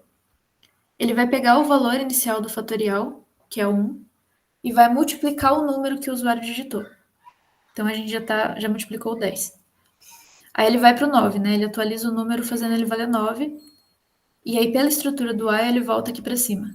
Então, aí 9 é maior que 1, então a gente vai pegar o fatorial e multiplicar por 9. Então, a gente já fez 9 e 10. Aí o nosso número vira 8. Aí ele volta aqui para cima. 8 é maior que 1. Aí já estava multiplicado 9 vezes 10, né? Agora ele vai multiplicar por 8. Então, a gente vai continuar fazendo esse while, continuar baixando o número até que ele chegue em 1, né? Quando ele chegar em 1, ele passa aqui de novo e vai passar a valer 0. Só que o 0 não é maior ou igual a 1. Então, ele pula tudo que está aqui identado. E ele só imprime a mensagem final que avisa qual que é o fatorial. Então, aqui a gente tinha rodado com 4, mas se a gente fizer com 10... é a mesma coisa, ele continua rodando até que o número vire 0. Certo? Onde é que tá o input? Oi? Eu tô olhando esse código aí, eu não tô vendo o input. Daí olha a resposta, ele tá falando, digite o número natural para o fatorial. Ué. Aqui, ó. Parece que tá para cima, né? Porque esse espacinho aqui. A gente tá comentando poucos códigos, pessoal. Acho que a gente devia começar a deixar os códigos mais comentados, tá? Então, por exemplo, aqui, ó, o que a gente podia fazer é o seguinte. Boas práticas, né, de programação. Então, declarando a senha. Travou.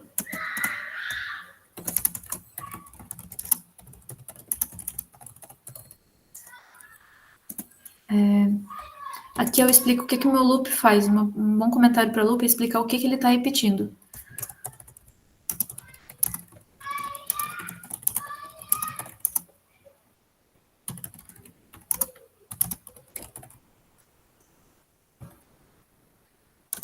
Peraí. Loop para receber a string.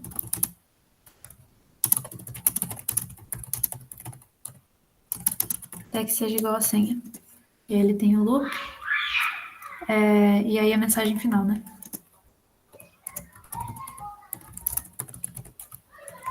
Certo? Aí fica mais organizado para quem lê depois entender o que está acontecendo. Beleza, agora vamos para o loop for. A diferença do while para o for é que o for ele não depende de uma condição mas ele repete uma operação em cima de um objeto iterável. O que que significa? É um objeto que tem elementos dentro dele. Por exemplo, uma lista, que a gente já viu, uma tupla, um dicionário, né? Um conjunto ou uma string. Aí lembrando que o elemento da string é o caractere, tá? A string é como se fosse uma lista, só que de caracteres. E ele continua executando esse bloco de códigos para cada um dos elementos desse objeto. Então, como é que a gente declara, né? A gente faz for, a gente dá o elemento, que aqui vai ser, a gente dá um elemento que vai ser uma variável que a gente vai criar só para o for, dentro do objeto iterável, ou seja, in, alguma lista, alguma tupla, algum dicionário, e aí 2 pontos, né? Então, essa primeira linha aqui, ela declara o que a gente vai repetir e dentro de qual objeto, e a gente coloca identado sempre o código que a gente quer que fique repetindo. Certo? Vou colocar um exemplo aqui para ficar mais fácil de entender.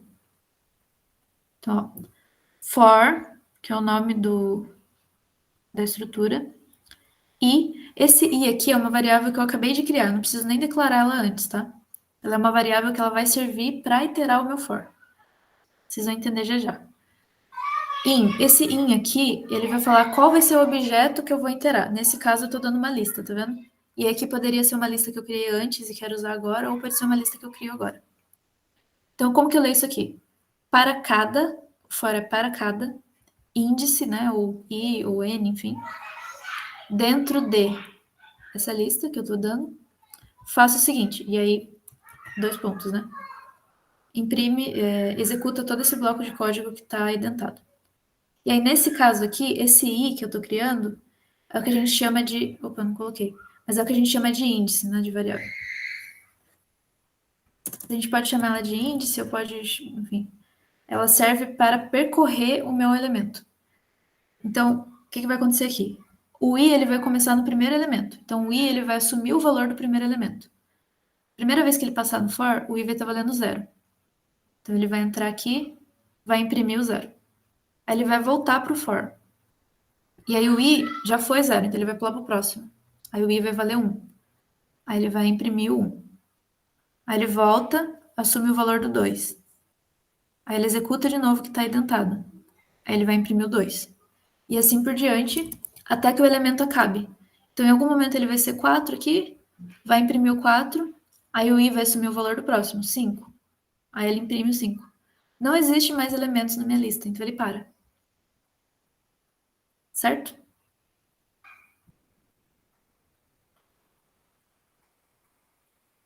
Tá certo, Luiz Guilherme. Isso, ele já vai. Você já sabe quais vão ser os elementos, os valores que ele vai assumir desde o começo, porque você já vai dar o objeto para ele. A menos que sua lista seja muito grande, você não sabe quais vão ser os valores, por exemplo. Então, vamos executar aqui para ver o que acontece. Então, ó, ele entrou com o valor 0. Aí ele imprimiu o 0, né? O 0 tá aqui. Aí ele voltou, assumiu o próximo valor. Aí ele imprimiu 1. E assim por diante. E aí ele continua rodando aqui até que a lista acabe. E se eu quiser aqui no meio, por exemplo, mudar minha lista e colocar chamado bi ali no valor do 4. Aí, em vez de ele assumir um valor numérico, ele assume o valor que a gente coloca ali na posição da sua lista. Então, ele continua seguindo a sua lista, independente de quais sejam os elementos, né, do que a lista é composta. Tá certo, Maria Fala. Aí, próximo exemplo. Aqui é um for que roda em cima de uma string. Então, para cada i dentro de essa string, né, que eu chamei de abacaxi, você roda o código abaixo, que é só printar o i. Então, o i vai rodar primeiro com o valor de A, aí depois com o valor de B, aí depois com o valor de A de novo, e assim por diante até que a string acabe. E aí ele imprime letra a letra. Certo? O que acontece se eu quiser rodar um for dentro de um dicionário? Então, aqui eu estou criando um dicionário que é o nome da pessoa e a idade, né? 14 anos. Eu podia colocar só o 14 como um int. Mas coloquei 14 anos. Quando eu chamo um dicionário, o que eu trabalho no dicionário é a chave. A gente nunca chama diretamente o valor, o valor da chave, né? A gente sempre chama a chave. Então, eu vou fazer para cada i no dicionário, que eu criei aqui em cima, o i vai assumir o valor da chave. Então, o i da primeira vez que ele rodar, ele vai valer Ana, da segunda vez ele vai valer Bia, da terceira vez ele vai valer Caio. Então, se eu printar, vai aparecer uma lista de Ana, Bia, Caio. Beleza, mas como que eu faço para imprimir a idade deles, então? Que é o que eu quero saber a idade, por exemplo. Como é que eu faço? Aí eu vou usar aquele jeito de acessar os valores do dicionário que a gente viu lá atrás, que é dicionário. E aí eu vou ter que dar a chave dele. Então eu vou ter que dar aqui dentro Ana, Bia e Caio. Se eu dou o valor Ana, né, ele me imprime 14 anos. Só que eu quero que isso aconteça de uma forma iterativa, ou seja, eu não quero ter que digitar Ana, ter que digitar Bia. E aí, lembrando, o i está valendo o valor da chave. Então, se eu colocar o i aqui dentro, automaticamente, cada vez que ele passar por dentro do for, o i vai estar valendo uma chave e ele vai imprimir o valor da idade. Certo? Então, a primeira vez que ele passar, ele vai estar valendo Ana, aí ele vai printar dicionário com a chave Ana e vai me devolver 14 anos. Aí ele vai voltar lá dentro. O próximo é Bia. Aí ele vai printar dicionário na chave Bia. Aí vai devolver 15 anos. Eu vou mudar aqui só para vocês verem. 16 anos.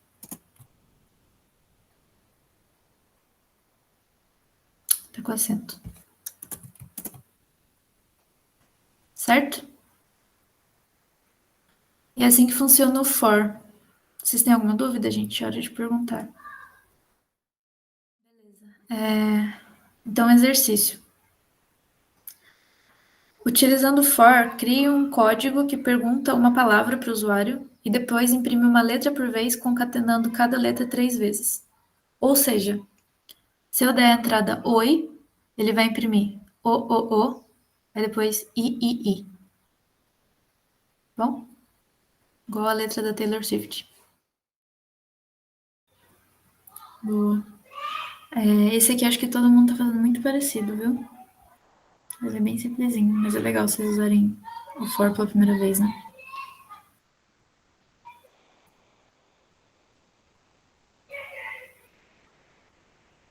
Ó, vou pegar 2 exemplos aqui, que é o do João Marcos e o do Daniel, tá? E a gente vai para o próximo exercício, para próximas funções, que são 2 funções importantes. Então, aqui...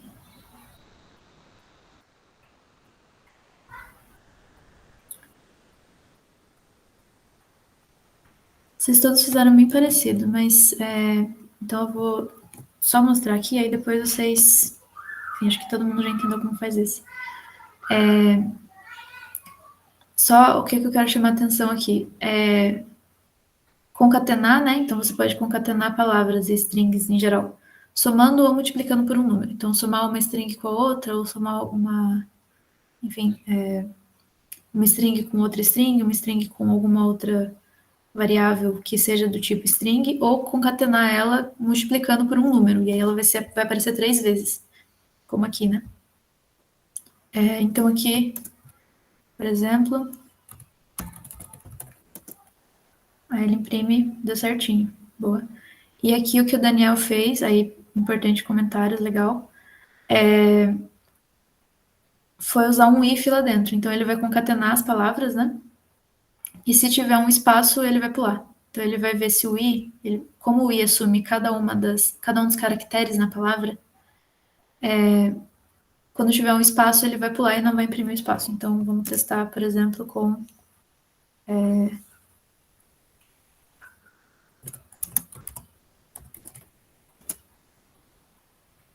Então, aqui, depois da vírgula, teria um espaço, mas ele pula, né? Ele não entra no if. Boa. Aí, uma coisa que pode confundir, eventualmente, pessoal, a gente está usando uma variável que tem um valor dentro da variável, certo? Então, essa variável está armazenando uma string. O nosso i ali do for, ele vai percorrer os itens que existem dentro da variável. Ele não vai percorrer, por exemplo, aqui ele não imprimiria o P, depois o A, depois o L. Ele imprime o valor que existe dentro daquela variável. Então, o valor que a variável está guardando na memória, tá bom? por enquanto. Agora vamos ver duas funções que elas ajudam bastante no loop for, que a gente já viu, vocês já conhecem, a gente viu em algum momento do curso, mas só relembrando. Então, a função range. A função range, o que ela faz é ela cria uma lista de interação. O que significa? Ela cria um intervalo dependendo dos parâmetros que você dá para ela. Então, ela tem 3 parâmetros. O número inicial, que é onde o intervalo vai começar. O número final, que é o primeiro número que não vai pertencer ao seu intervalo. E o salto ou incremento, né? Que é de quanto em quanto você vai querer criar, vai querer aumentar esse seu range. Então, por exemplo, aqui eu estou criando um range que começa em 0 e termina em 10. Então, o 10 ele não está incluído. E ele vai de 2 em 2. Então, ele vai fazer 0, aí pula 2, né? Pula 1, aliás. Então, mais 2, ele vai para o 2. Aí ele pula 1, vai para o 4, depois o 6, enfim. E ele guarda isso numa lista, né? E guarda na variável x. Então, vamos ver. Ó. Então, a função range, ela começa no 0, vai de 2 em 2 até o 10. Só que o valor final que você dá para o range não está incluído no seu intervalo, tá bom? Então, lembra disso. Se eu quisesse incluir o 10 aqui, eu teria que colocar ou 11 ou 12. Então, com 11, por exemplo, aí o 10 está incluído. Certo? Usos do range. Então, aqui, ó. Quando eu dou só um número, ele entende que o número é o final, tá bom? Então, aqui o que ele vai fazer é começar a criar uma sequência que vai até 5. E aí ele faz, para cada i no intervalo até 5, né? Ele sempre começa no 0, imprima o i. Então, o primeiro i vai valer 0, aí ele imprime, aí ele volta, vai valer 1, aí imprime, volta e volta, até que vale 5, né? Porque o valor final que a gente deu aqui é 5. Quando o i estiver valendo 5, aí ele não vai entrar, certo? Então, a lista que ele está criando aqui vai ser 0, 1, 2, 3, 4, o 5 não entra. Então, o último elemento da minha lista vai ser o 5, vai ser o 4. Bom? E aí aqui, um outro exemplo, só que daí dando o número inicial e dando o número final.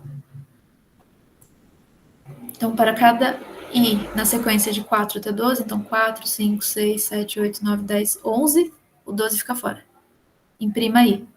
Então, ele imprimiu até o 11. O 12 ficou fora.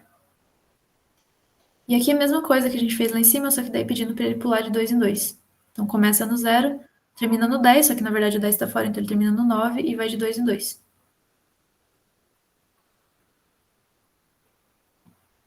Pode falar, Marilena. Ô, prof, então assim, ele só vai pular tipo de 2 em 2 ou outro número se especificar. Se não especificar, ele vai em ordem até um número antes do definido. Exatamente. Você pode criar o range com um parâmetro só. E aí, se eu fizer assim, ó, ele vai entender que o número que eu coloquei ali é o número final. Então, por exemplo, aqui ele iria até o 5. Se eu der 2 números, então, por exemplo, como estava antes, assim, ou como estava aqui em cima, ele entende que o primeiro é o inicial e o segundo é o final. E se eu der 3 números, aí o terceiro ele entende que é o salto. Então, aqui estava de 2 em 2, eu posso fazer de 3 em 3 também. Certo? Essa é uma das funções. Vamos ver a pergunta. Tem uma pessoa perguntando alguma coisa no chat. Tem como transformar a resposta do for e range em uma lista? Guardar numa lista? Tem um exercício disso. Mas aí você cria uma lista vazia e usa aquele método append. Então, cada vez que ele passar no for, você dá um append e o número que está valendo.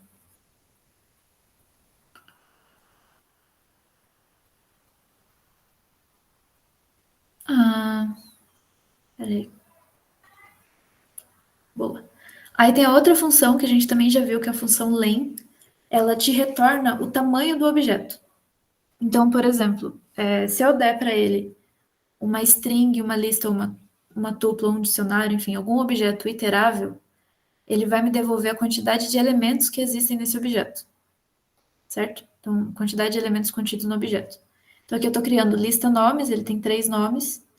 E aí aqui embaixo eu vou pegar essa variável, tamanho lista, e vou atribuir o len, e dentro do parênteses do len eu escrevo lista nomes.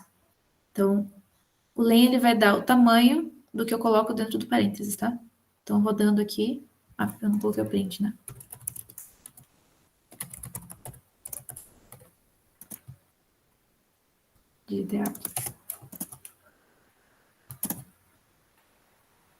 Então, daí ele devolve 3, tá bom? Então, ele me dá a quantidade de itens ali dentro. E aí a gente fez isso umas aulas atrás, mas uma coisa interessante que dá para fazer com o len é, por exemplo, eu não sei quantos objetos tem na minha lista, mas eu quero acessar o último. Então, eu não sei, esse número aqui da lista poderia ter 156 objetos. Não vou contar de um em um.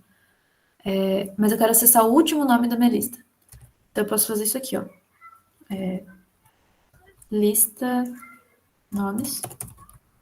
E aí eu dou esse colchetes aqui, a gente usa para acessar o índice, lembra? E aí o índice que eu quero que ele acesse vai ser o len, lista nomes, menos 1.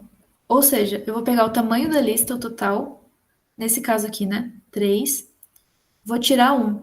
Porque como a minha lista começa a contar do índice 0, o último é o len menos 1. Então, se minha lista tem 3, o último índice dela vai ser 2. Se a minha lista tem 5 nomes, o último índice dela, começando no 0, vai ser o 4. Certo? E aí, o que eu vou acessar vai ser o último índice aqui, né? Então, no caso, o índice 2. O que deu erro? A lista nomes. Tá com letra maiúscula.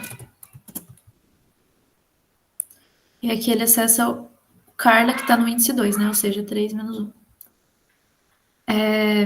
Aí, falando de len dicionário, ele conta a quantidade de duplinhas que a gente coloca ali dentro. Então, se a gente pedir o tamanho de um dicionário, len dicionário, ele vai me dar a quantidade de pares, chave e valor. Então, aqui, não coloquei de novo o print.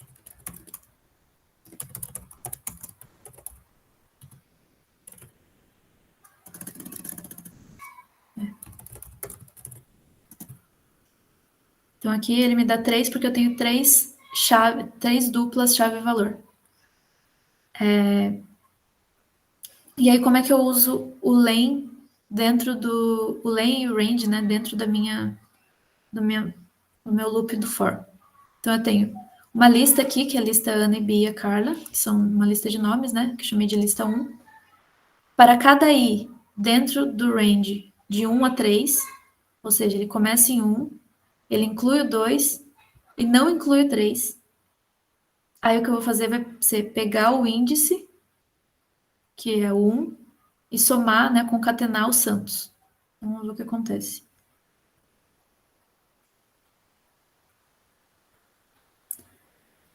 Ele concatenou só nos 2 últimos.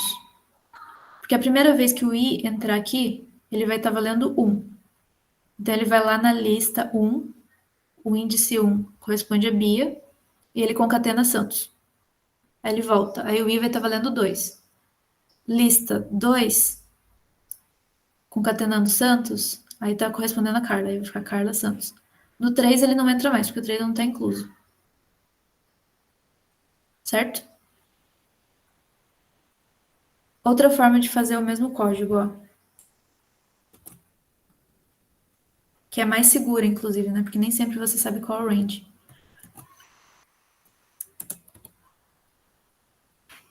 Em vez de eu dar o tamanho do range, né, o inicial e o final, lembra que eu falei que quando a gente dá um número só, ele entende como final? Então, aqui eu posso dar o len lista 1. Então, vamos ver o que vai acontecer. O len lista 1 vai me retornar a quantidade de elementos da minha lista, ou seja, 3. E aí o range vai criar uma sequência que vai do 0, que é o inicial padrão dele, 1, 2 e o 3 fica fora, que o 3 é o número que eu dei para ele. E aí, nesse caso, ele vai entrar com o valor 0, ele vai acessar o Ana. Ele vai colocar o Santos na frente. Aí ele vai entrar de novo com o valor 1, O índice 1 é Bia. Aí ele coloca o Santos na frente. E entra de novo com o valor 2 e acessa o Carlos. Carla, aliás. E aí ele acessou todos os valores um por um, certo? Isso aqui é muito comum da gente usar o range junto com o len, tá bom?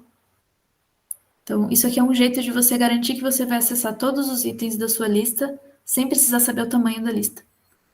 Tá bom? Vocês têm alguma dúvida?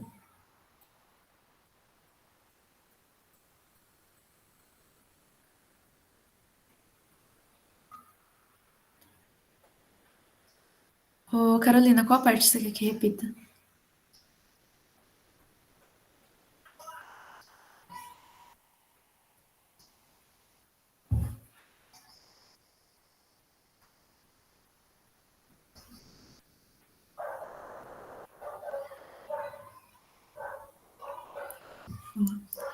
Então vamos lá. O que o range faz? Né? O range ele vai criar aquele intervalo para gente que começa no primeiro número, incluindo o primeiro número, mas ele não inclui o último número. Então, nesse caso aqui, ó, o que ele está criando? Ele está criando uma sequência que é 1, 2, e o 3 não entra. Então, é só 1 e 2. A primeira vez que o i entrar aqui, o i vai valer 1. Ele vai lá na lista, no índice 1, que é a Bia, né? Porque a Ana é índice 0. E vai concatenar a parte Santos. Aí ele vai trocar o Bia por Bia Santos. Aí acabou o código, ele volta lá em cima. Agora o i vai valer 2, né? Que é o segundo número da nossa sequência que a gente criou ali. Do nosso intervalo, né? Aí ele vai no lista 1 com o índice 2, que corresponde a Carla. E aí ele troca pela concatenação do Santos. Aí vai ficar Carla Santos. Aí ele vai lá de novo, só que não tem mais o que ele valer, porque nosso range só usava 1 e 2. E aí ele acaba e imprime a mensagem final. Certo?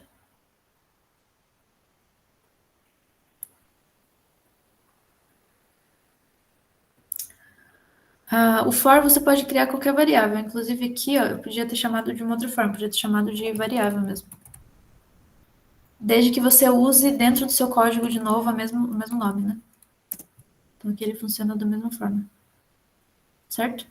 Essa variável que você usa aqui é como outra variável qualquer. Inclusive eu posso printar ela depois.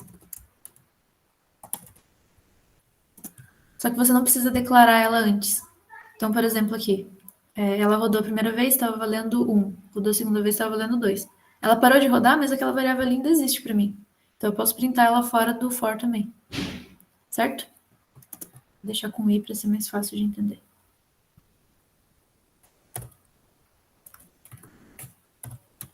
Geralmente, o pessoal usa i ou j, porque quando você trabalha com lista ou matriz, a gente usa muito for, e vem da matemática, né? A gente geralmente associa o i com x e o y com o j. E aí a gente coloca i e j para se localizar dentro de uma matriz, por exemplo. Tá certo, Jefferson. Beleza, pessoal. Aí vamos fazer o seguinte, não vai dar tempo da gente terminar. Ainda tem 2 estruturas que era pra gente ver hoje, mas a gente começou um pouquinho mais tarde. Vamos fazer o exercício, e aí eu vou deixar só anunciado aqui o que a gente vai ver na próxima aula. E na próxima aula a gente faz bastante exercício daí de tudo que a gente vê essa parte de break e de continue, e aí a gente faz mais exercício, tá bom?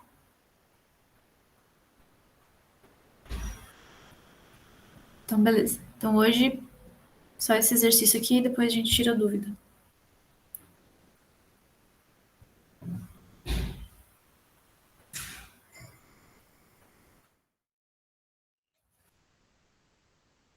Vamos fazer uma rodada de pergunta, pessoal, porque eu acho que não vai dar pra gente continuar hoje, já tá bem tarde.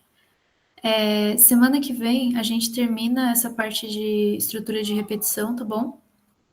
E aí a gente vai ver 2 estruturas que são auxiliares, que vão ajudar bastante a gente dentro da repetição, que é o comando break e o outro comando que é o comando continue, tá bom? São 2 comandos que a gente usa de auxiliar a gente dentro do loop, dentro do while. E a gente faz mais exercícios. Aí, o que eu vou pedir? Quem tiver dúvida sobre alguma estrutura que já passou, sobre o if, sobre o else, semana que vem a gente vai começar a usar todas essas coisas juntas. Então, vai usar lista, dicionário, variáveis, e a gente faz uma aula mais focada em exercício, tá bom? Então, ver essas duas estruturas vai ser bem rapidinho, e aí logo em seguida a gente já coloca um... Professora, tem como eu criar uma soma que eu utilize termos anteriores com o while ainda? Tipo, eu tenho dois termos iniciais, aí o próximo termo vai ser a soma desses dois, aí o termo subsequente vai ser a soma desse termo e do anterior. Tipo a sequência de Fibonacci, que é a soma dos anteriores. Tem como fazer isso com o while? Tem. Você pode criar duas variáveis e ir mudando o valor das duas dentro do while, por exemplo. Entendi, Então, por exemplo, obrigado. eu crio o valor x e o valor y a cada rodada do while. O x assume o valor de y e o y assume o valor de x mais y, por exemplo. Uma forma.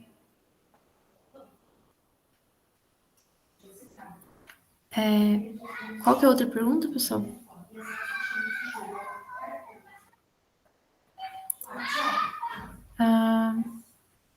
Pode falar, o próximo eu acho que é o Paulo, né?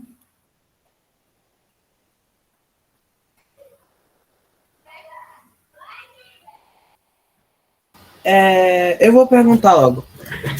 No meu, depois que eu terminei, eu queria tirar uma dúvida, que era sobre, tipo, como colocar o resultado em uma lista, que eu acho que ficaria mais organizado.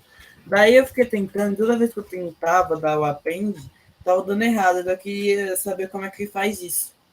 Vou mandar meu código no chat. Certo. Eita, fez errado.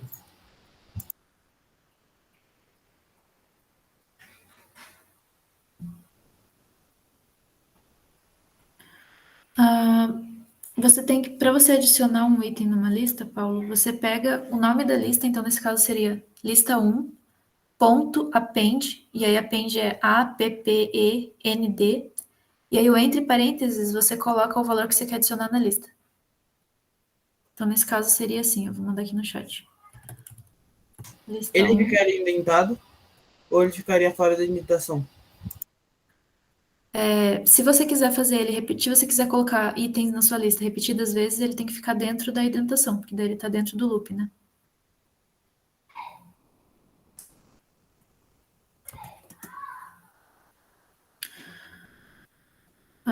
Maria Helena, você quer perguntar? Aquela hora você ia compartilhar a tela também, né? Acabou não dando certo.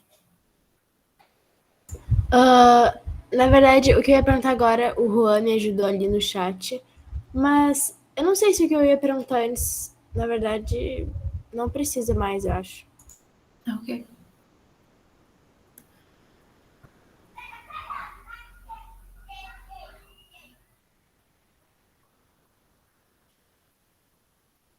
Só aí lembrando que eu acho que a internet está um pouco melhor agora, eu vou tentar compartilhar de novo. Mas lembrando que tem monitoria no sábado, tá?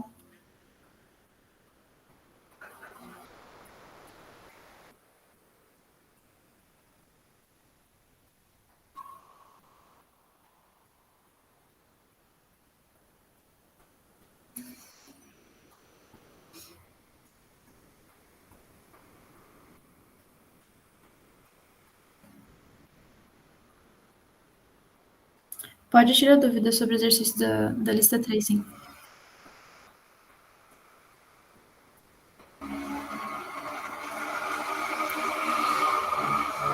Professor, eu fui colocar o coisa, eu acabei fazendo uma pirâmide aqui.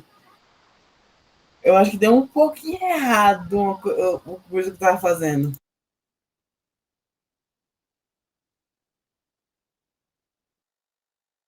O que deu errado, Paulo? Quer mandar aqui no chat? Pessoal, quem precisar ir, pode ficar à vontade, tá? Se a senhora quiser testar, a senhora vai ver que vai formar uma pirâmide quando der Ctrl 8. Forma uma pirâmide dos números aí.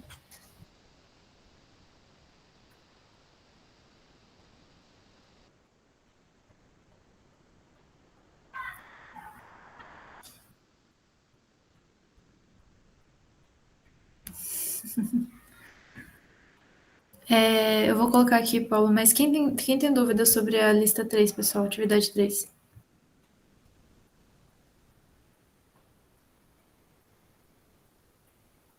Eu tenho, mas eu vou esperar, eu vou esperar terminar isso daqui para poder ir para outra dúvida. Qual que é o exercício 2, Luan?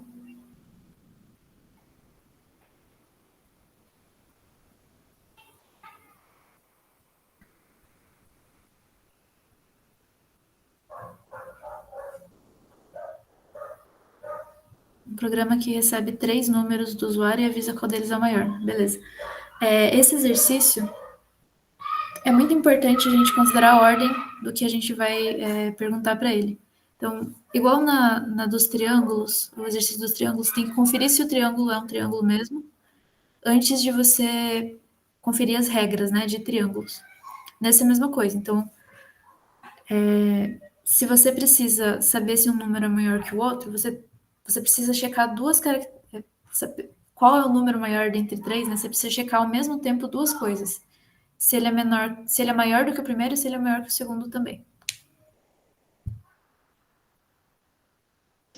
Tchau, tchau, professora. Boa noite. Tchau, Arthur. Tchau, tchau, pessoal. Pode mandar, Juan.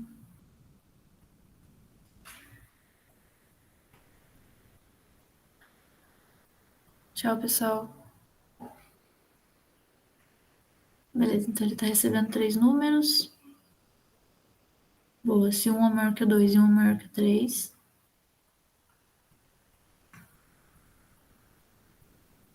Aí ele printa 1. Boa. Talvez o que tenha dado erro no seu, Juan, seja essa ordem de else e if, sabe? Talvez valha a pena você usar argumento lógico. Por exemplo, se 1 é maior que o 2, AND, né? AND, o 1 é maior do que o 3, aí você coloca o bloco de código. Talvez seja mais direto e evite erros para você.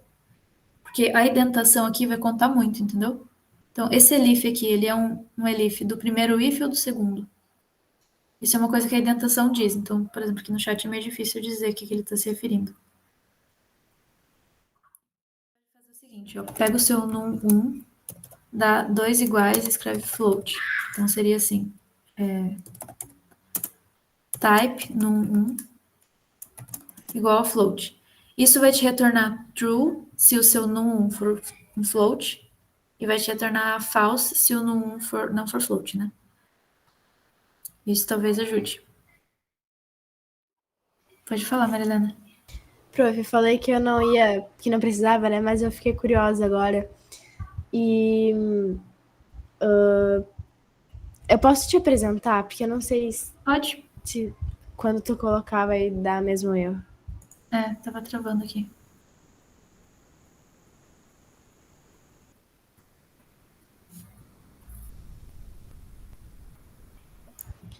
É que assim, tu consegue ver aí? Uhum. Quando eu boto esse aqui, que é do exemplo 2, tá? Do while, ele dá, tipo, esses 5 aqui, ao invés de dar, tipo, por exemplo, só esse primeiro. Daí eu queria saber como, tipo, tu tinha feito pra dar só esse primeiro.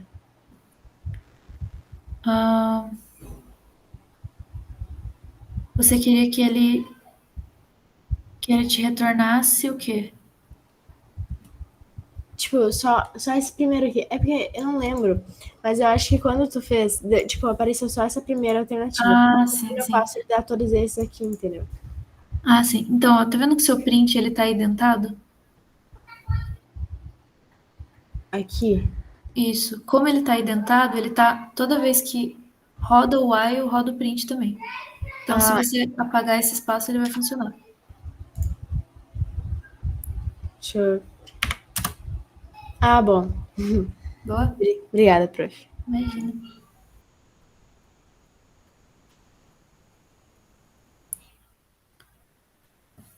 Alguém tem mais alguma dúvida, pessoal? Pode falar, João.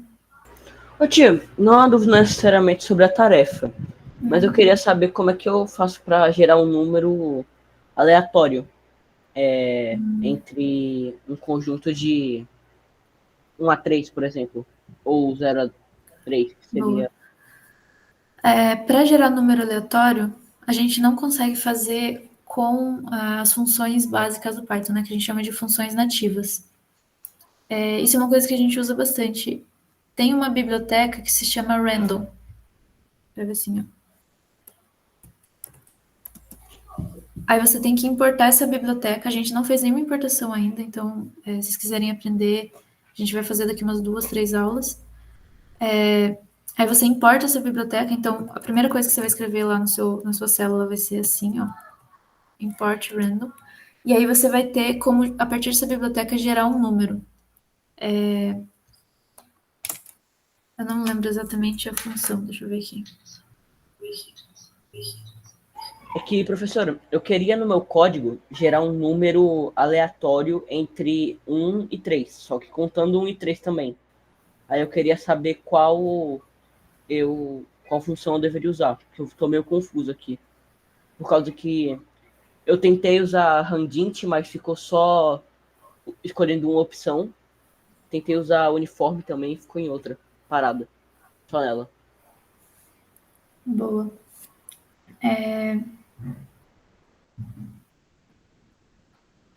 Tô pegando aqui para você, peraí.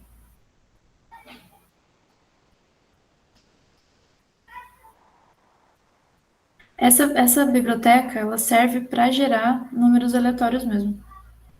Então, o que ele mais indica é usar essa daí. Que a gente costuma fazer, né? Mas por que você precisa do número aleatório? Não, é que eu fiquei curioso e tentei fazer um jogo de pedra, papel e tesoura. Que eu ainda não sabia que não era possível, então eu tentei fazer com o que a gente tinha. Boa. Aqui, ó, tem um método que chama Handint. Você já tentou esse? Vou tentar aqui. Deixa eu ver aqui. É que eu realmente não tô conseguindo nem mudar de aba aqui, tô meio travadão.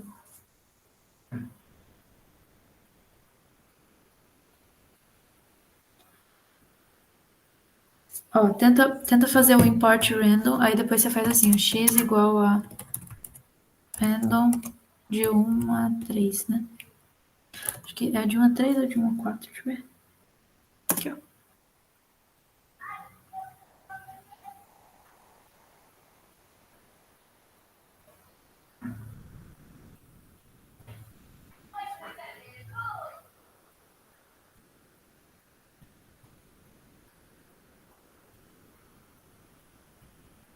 Ou assim também, ó. Precisa ser inteiro? Sim.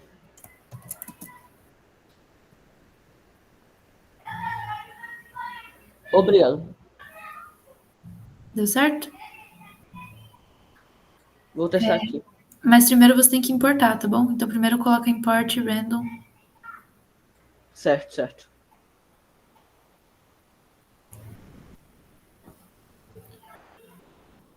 Beleza, então é isso, pessoal. Eu vou sair aqui.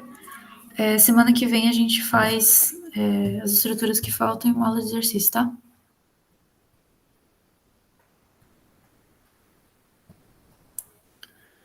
Até mais. Tia, muito obrigado, deu certo. Boa. Até mais, pessoal. Tchau, tia. Tchau.